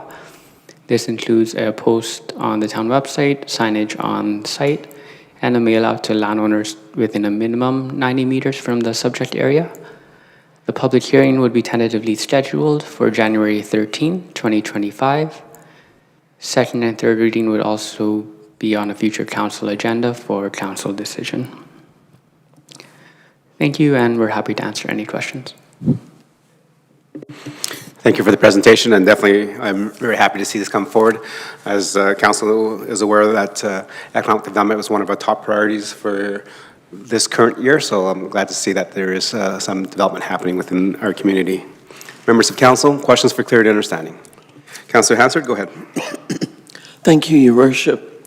I'm noticing on page 94 of 164, Road B on the far east side of the large lot. That is an extension north of 28th Street, is that correct? That's what I heard from the presentation. That was correct. Okay.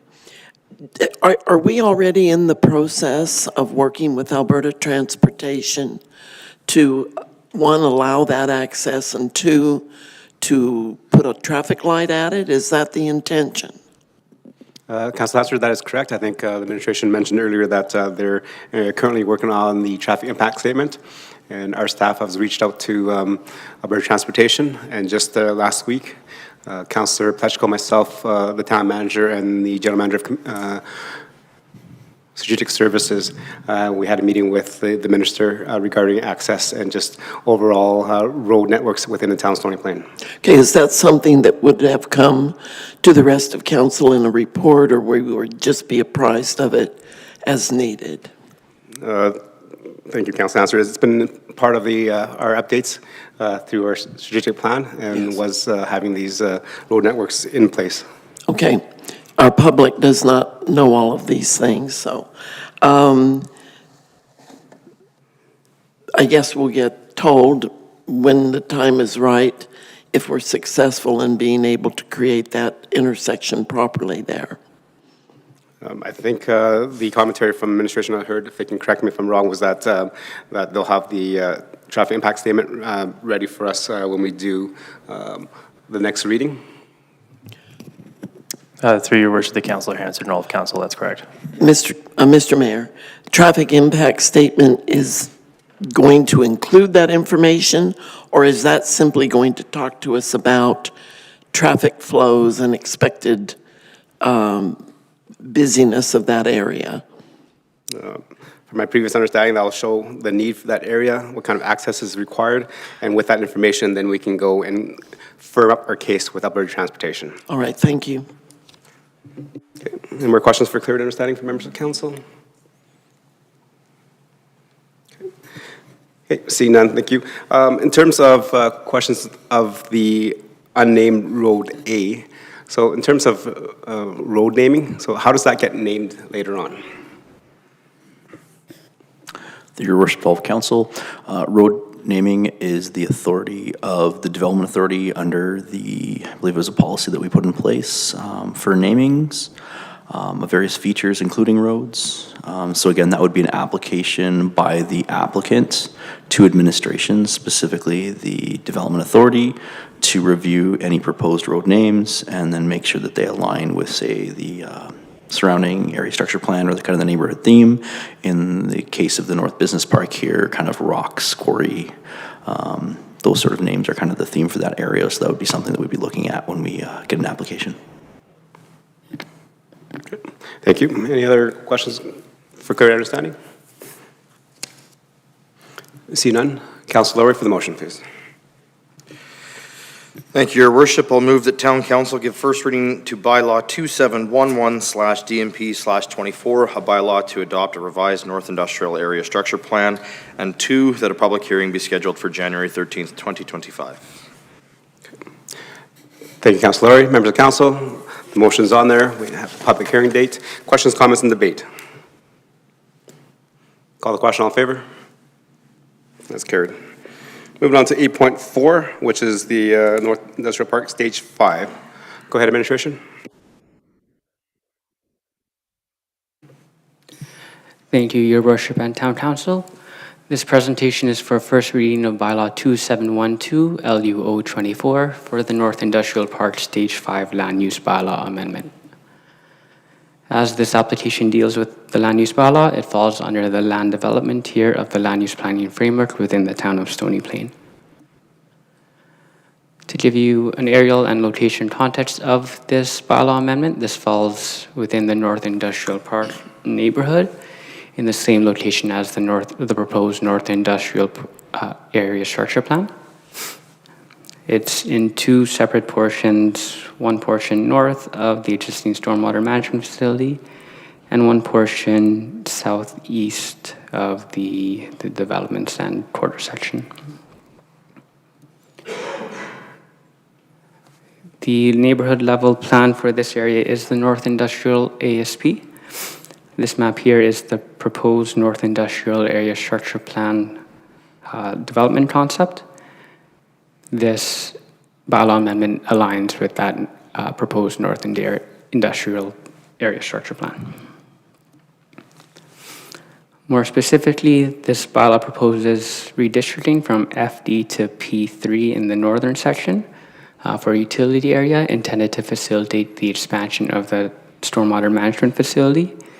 It also includes redistricting from FD to M1, the Business Industrial District, to facilitate North Industrial Park Stage 5.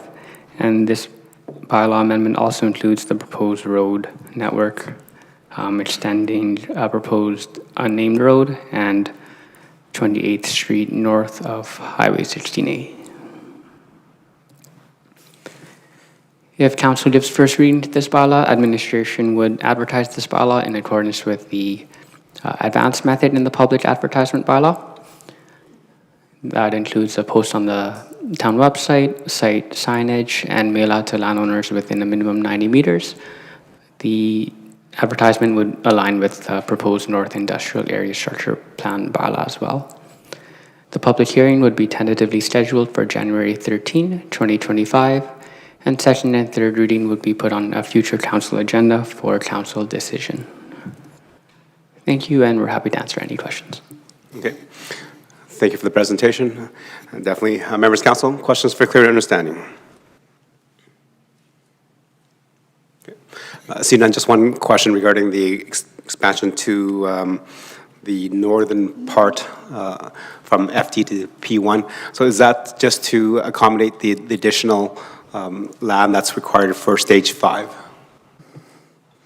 Your Worship, to all of council, in order to add the area that's towards the east there, the stormwater management pond that is currently within the North Business Park is not able to accommodate that without an expansion.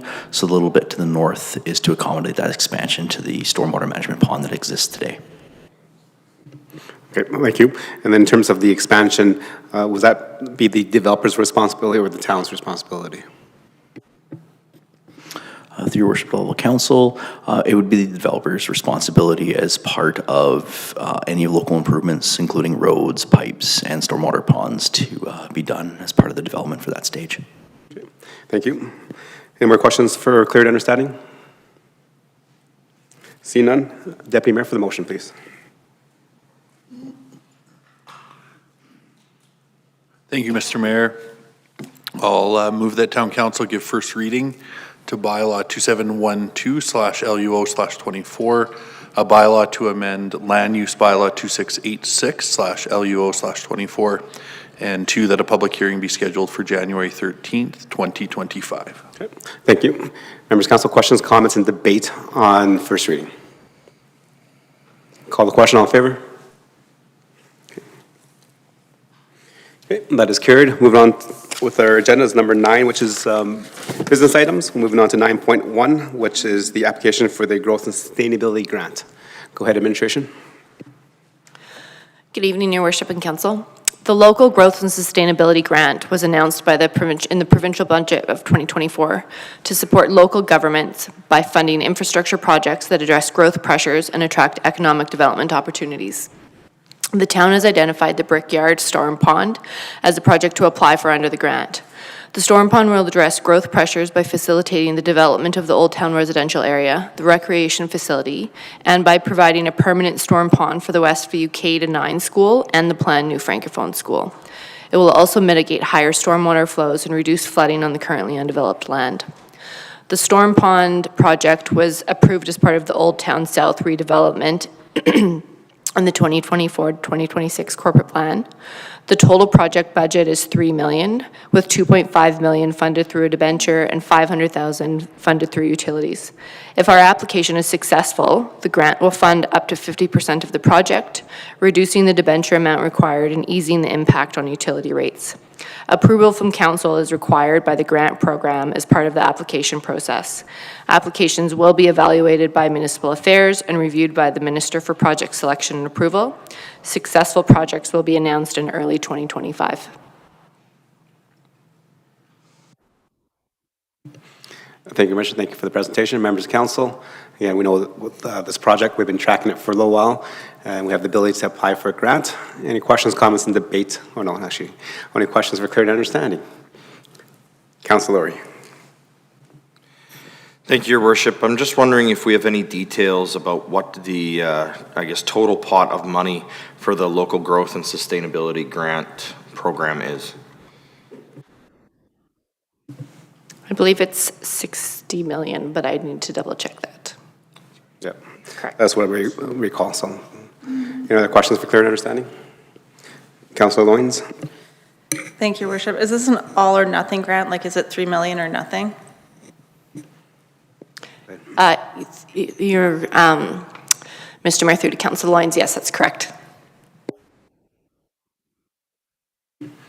Okay. Any more questions for clear understanding? Okay. Administration, I appreciate this being brought forward, and then it's always good that because we want to see we can apply for grants to reduce our local tax dollars. But having that question asked if it was all or nothing, and we also know that the overall total budget, the pot of money for this grant program is $60 million. Would it be more prudent and increase our odds if we ask for half that amount? Your Worship, there were some requirements related to it, and one of those things was that it needed to be a $1 million shovel-ready project. So the amount asking for is partly related to those minimum requirements. Okay. Any more questions for clear understanding? See none. Councillor Hansen for the motion, please. Your Worship, I move that Town Council support the Town of Stony Plains $3 million grant application to the Local Growth and Sustainability Grant Growth Component for the construction of Old Town South Storm Pond. Okay. Thank you. Members of council, questions, comments, and debate on the motion? Deputy Mayor, go ahead. Thank you, Mr. Mayor. I just pulled up the specific funding requirements here, and there is a note that the growth component is cost shared, meaning local governments would contribute 50% of the cost project. With the numbers we heard, $2.5 million debenture, 500,000, I think, utility rates for a total cost of $3 million. If I've read this correctly, would that not suggest the municipality would need to invest at least $1.5 million in the particular project? Okay, administration. Thank you, Your Worship. Yes, it is there is a cost share involved, and we would be on the, I think, as you said, 50% side of it. Yeah. If I may, so just the quick math of $3 million grant application is at the total cost of the project, but the ask of the grant is 1.5 or half of the total project. Would that be correct? Yes, that's correct. Okay, sorry, just as the motion reads, the grant application being 3 million itself. Just a little bit of confusion there for myself. Thank you for the clarity. Okay. Thank you. Can administration just provide some clarity on that? So we're asking for a grant of 3 million. If it's approved, then they only give us half because it's a 50-50 cost share. Yeah, Your Worship, in my understanding, this is the estimated project cost, and that's the number you put in, and it's a 50% cost share. Thank you. And then that goes to what was mentioned earlier by our general manager, that the minimum request has to be $1 million. So I think that's a 1.5 there. So that gets into that ballpark. So thank you. Thank you. Any more questions for clear understanding? See none, call the question. All in favor? That is carried. Moving on to 9.2, which is Citizens at Large Board Appointments. Go ahead, administration. Thank you, Your Worship, through to all of council. This evening, administration is requesting council appoint the individuals presented to fill various vacancies on the noted council-appointed committees. Administration is happy to answer any questions. Thank you, members of council. The lead sheet was there. We're looking at a couple of board appointments. One, I believe, was for the Cultural Roundtable, and the other was for the Community and Social Development Board. Any questions, comments? Councillor Hanson? Thank you, Your Worship. I just was curious, are some of these appointments for the Cultural Roundtable newly created positions? I don't recall having some of those on the board that I just vacated. So for the Culture and Tourism Roundtable, so it will be the Chamber of Commerce, and yes, the Chamber of Commerce has been sitting in that. That one had, oh, that's right. All of the other board, CSD. Okay, so is that a brand, I'm a little bit lost on the number of positions. How many positions total will that committee have on it? Thank you, Your Worship. Through to all of council. The Community and Social Development Roundtable has 13 positions available. That includes one position of council. And after these appointments this evening, there'll be 3 vacancies still available. Okay, thank you. Thank you. Any more questions for clear understanding? Seeing no more, Councillor Palechko for the motion, please. Yes, thank you, Your Worship. The Town Council appoint the individuals as presented to fill various vacancies on the noted council-appointed boards and committees. Okay. Questions, comments, and debate? Call the question, all in favor? That is none. Okay, moving on to number 10, which is council discussion. And this is the time that members of council can bring up issues that they've received from our residents or stakeholders, or just to update members of council on things that are happening within our community. Councillor Palechko. Yeah, thank you, Your Worship. Community development, very nice to see the youth program that's coming up here shortly with the movie night. It's nice to see us doing other things for our community and the youth in our community. That's a great thing. Do you want to speak to it a little bit? Your Worship, through you to all of council and Councillor Palechko.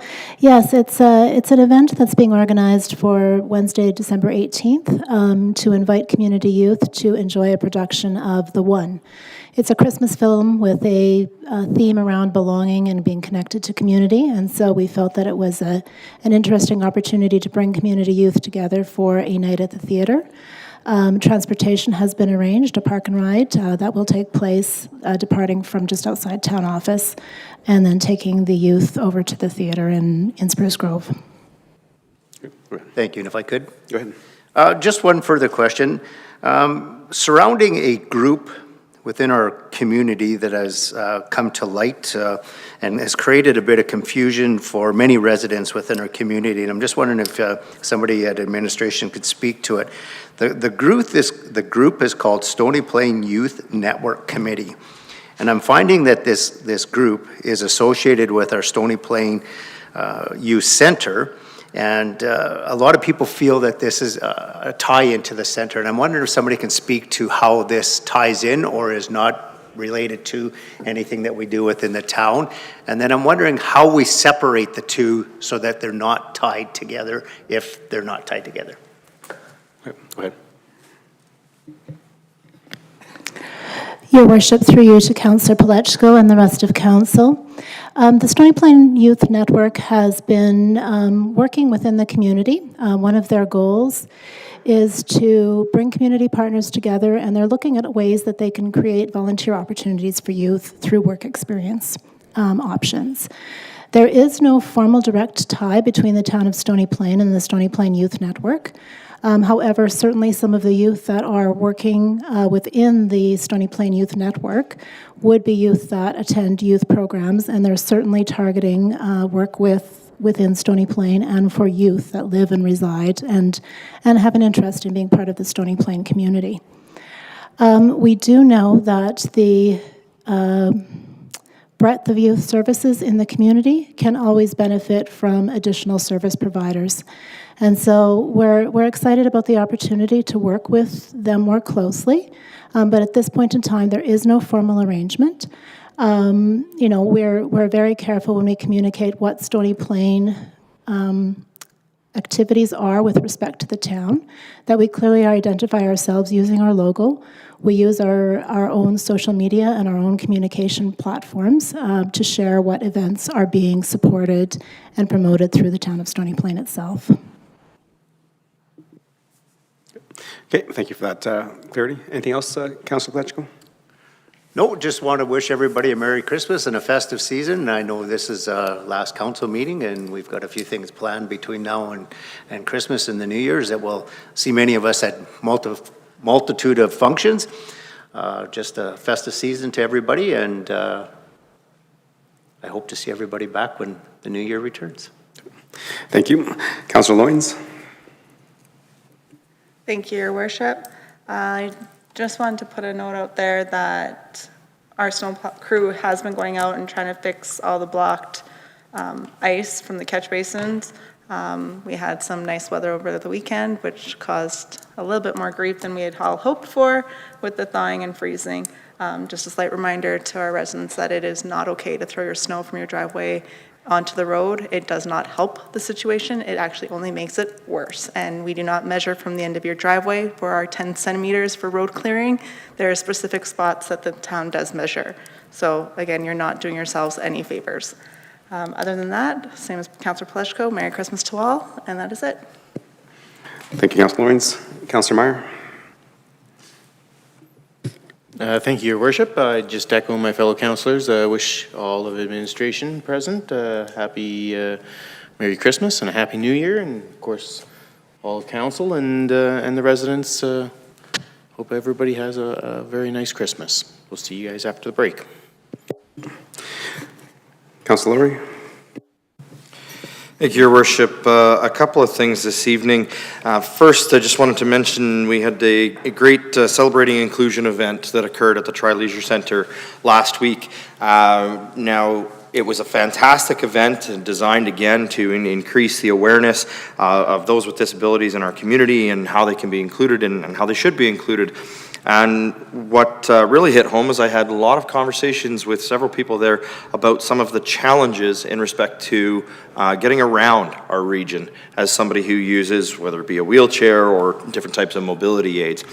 One of the things that was brought to my attention was significant shortfalls in our ATS, particularly in our ATS operating hours.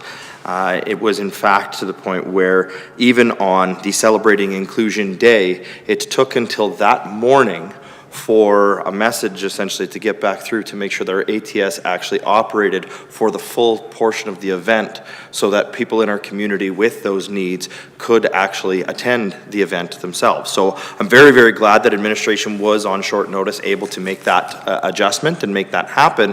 But I think it would have been something that, you know, with a little better collaboration and future planning, we could have had that not be an issue that was raised by a patron first thing that morning. As well as very surprised to hear from a patron attending that our regular on-demand transit buses, the wheelchair ramps on them are actually too steep for multiple different models, types of wheelchairs. And not only that, but the on-demand model also presents significant challenges for those with mobility issues because we now have all of these virtual stops. They don't necessarily have stops that are appropriately cleared. And so there may be snow and ice and all of that type of buildup impeding them from being able to actually access that bus. So even if they are able to get their wheelchair, their mobility aid onto the on-demand bus, they might not be able to physically get it from the curb onto that bus because of the fact that it is not a physical infrastructure bus stop that is cleared. So just, it was, again, another one of those great opportunities to listen and hear and provide feedback. I did ask one of the gentlemen to please come speak to council in public input session, and his words to me exactly were, "I would love to, but your ATS ends at 5 o'clock, so I couldn't get there even if I tried." And so I said to him to please connect with me when he was ready and wanting to, and I would make sure that we would find a way to get him here to present to council, because he had some fantastic words for me, and I had probably an almost hour-long conversation with this gentleman, and he imparted a lot of wisdom on me. So hopefully that feedback continues to come in, and we hear that as we work towards improvements within our system. I did want to ask a question through to administration. Obviously, we've seen the Canada Post labor strike has continued for quite some time and does not appear to have an end in sight.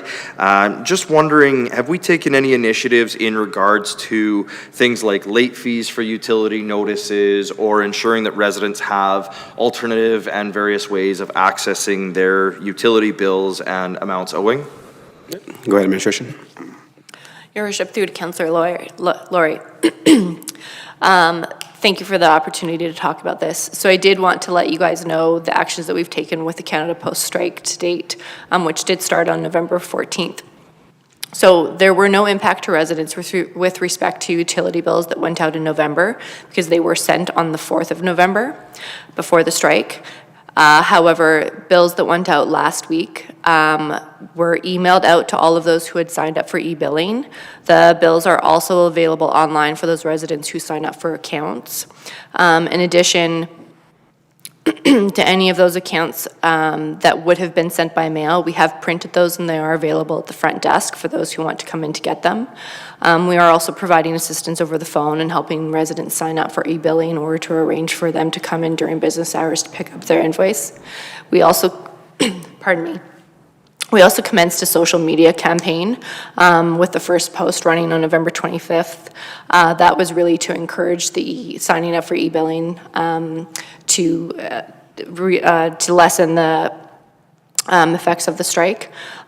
We have expanded that campaign both to include more social media, but also with portable signs, which will run from December 9th to 30th, encouraging residents to sign up for e-billing.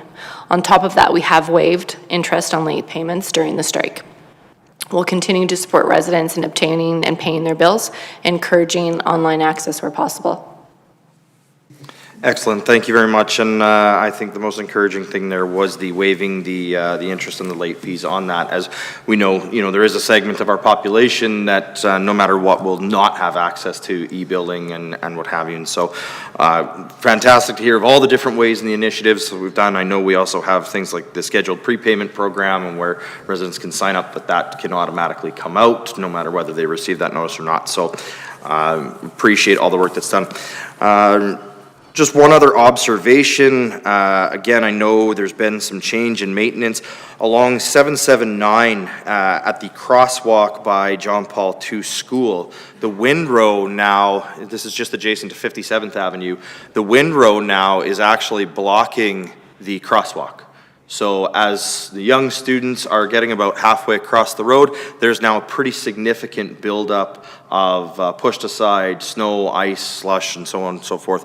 And so just want to make sure that we're paying attention to those crosswalks, especially by schools on those major thoroughfares, that they're not impeded by any of that. Other than that, as to echo my fellow councillors, just a very Merry Christmas and Happy New Year to all of our staff, all of our administration that's here this evening, those who aren't here as well. Thank you very much for another fantastic year of work. It is incredible what we see happen in 365 days, and it only seems to be picking up pace. So we really appreciate all of the hard work, all of the hours that go into bringing everything forward for us, and not just that, but the quality of what comes forward to us as well. So thank you all so much. Okay. Thank you. Councillor Hansard. Your Worship, it's always a pleasure to get to this time of year when everybody gets a little bit of break, especially when council meetings come to an end for the year. They don't have to put up with us, so that's wonderful for them.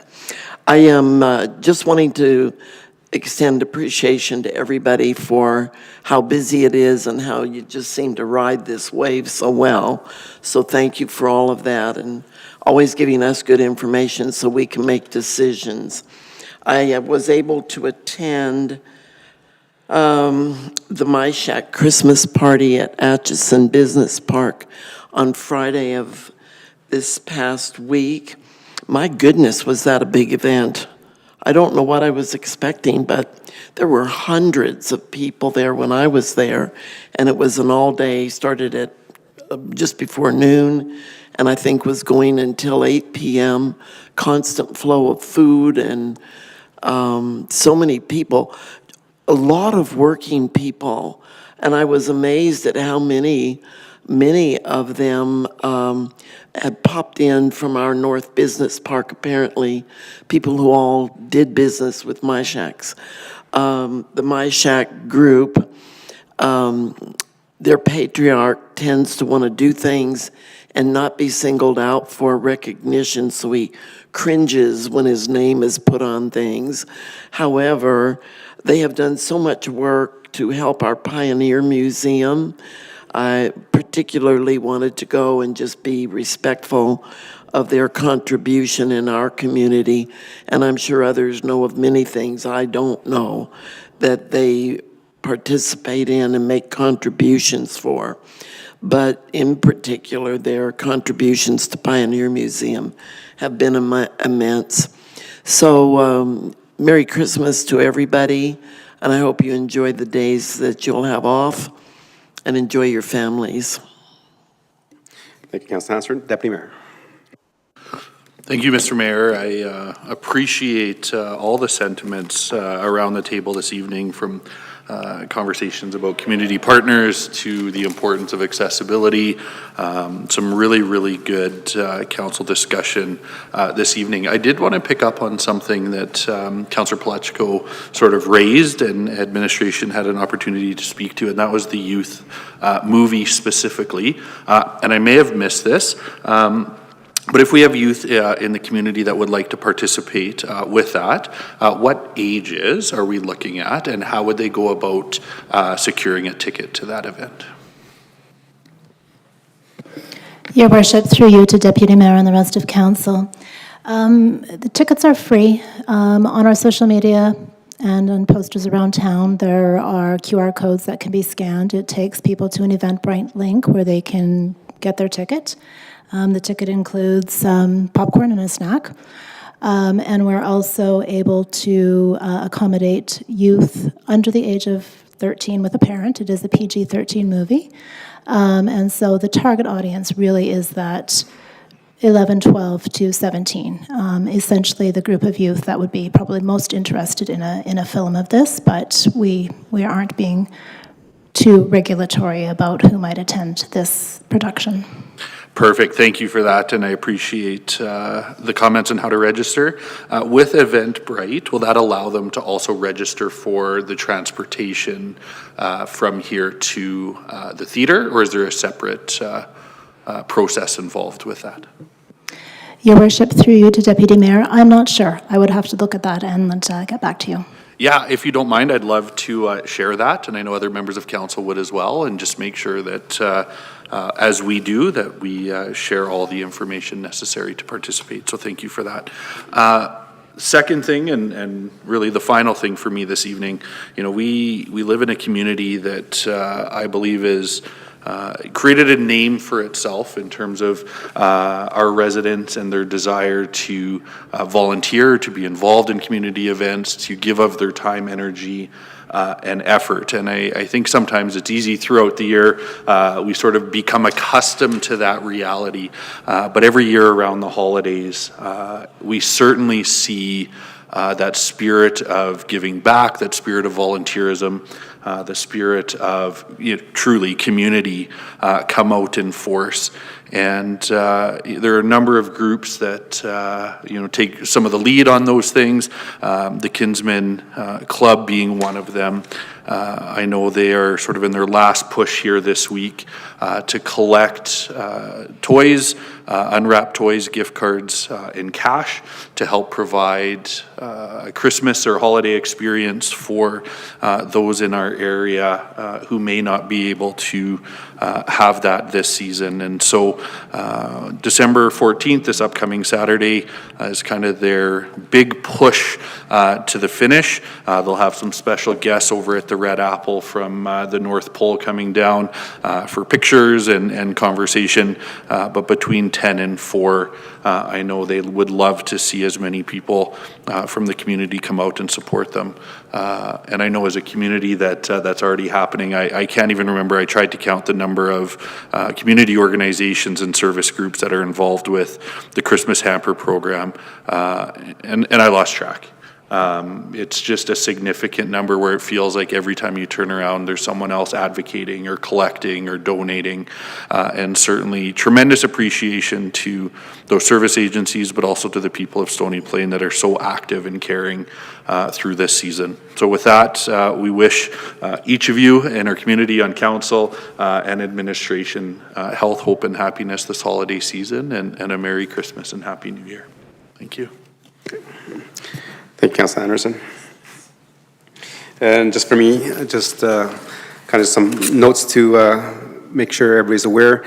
We are in almost the middle of December, and things look a little bit cold and not so cold.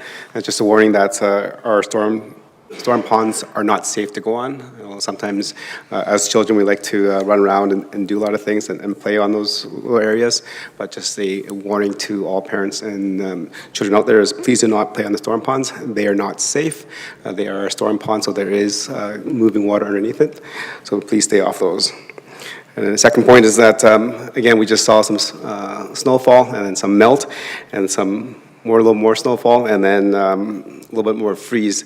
We just ask those residents that are able to, if you can assist the town and our fire department to clear the fire hydrants around you. If you see a fire hydrant that is there, that might be covered up. If you have that extra time and ability, please clear that off for us. Doing that saves precious moments that may be a life and death scenario for members of our community. My third request and ask of everybody, just the motion is, again, mentioned by our Deputy Mayor, is that please support the Kinsman Hamper. We are a community that will always be there to give the hand up. And at this point in time, a year, the Kinsman does a great job of pulling everybody together to make sure that every family has a meal and a toy for a child. So with that, just please take those into consideration as we move in. And then on behalf of myself, Merry Christmas, everyone. Again, this is a joyous time of the year where we celebrate with family and friends.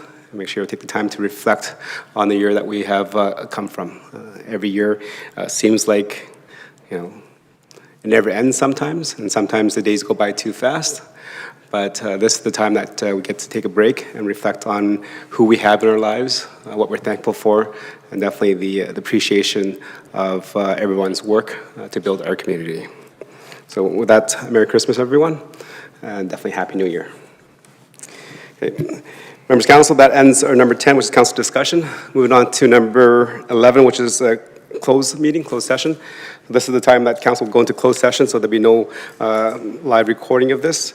There's updates from our staff, a conversation with council, but there'll be no motions made in closed session except for the motions that come out of closed session. If there is a motion that needs to be followed up on, that motion will be made in public. Okay?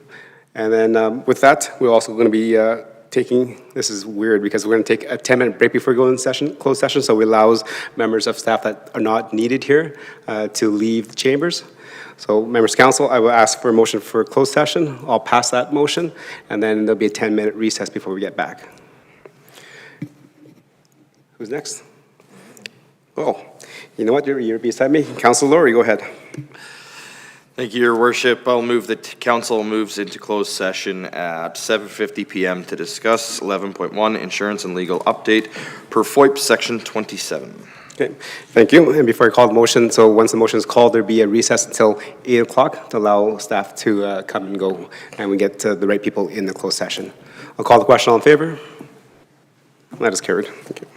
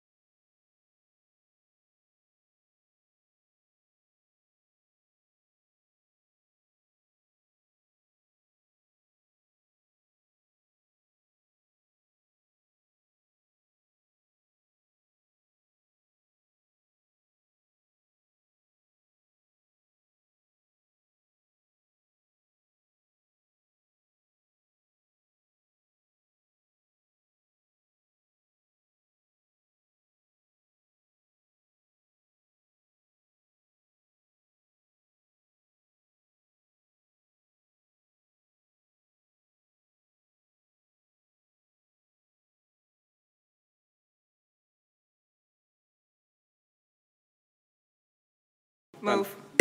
Aye, aye, Captain.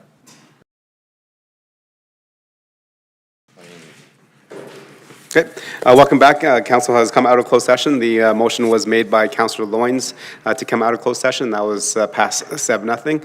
And there is no follow-up motion from the update regarding insurance and legal matters.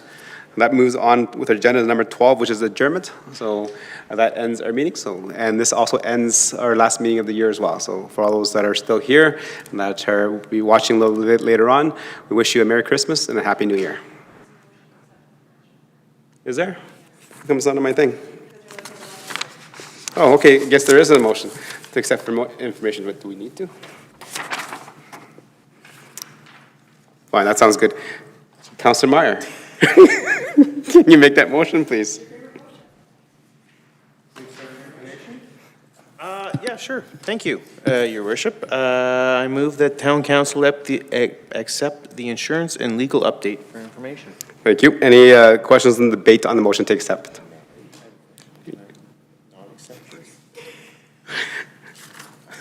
Call the question, all in favor? And that is carried. Thank you. I appreciate it. Thank you for bringing it up. I didn't see that. I thought there was no motion after that. Okay. And that concludes our last meeting of the 2024 year. So again, wishing everybody a Merry Christmas and Happy New Year. Be safe, and we'll see you back in the new year.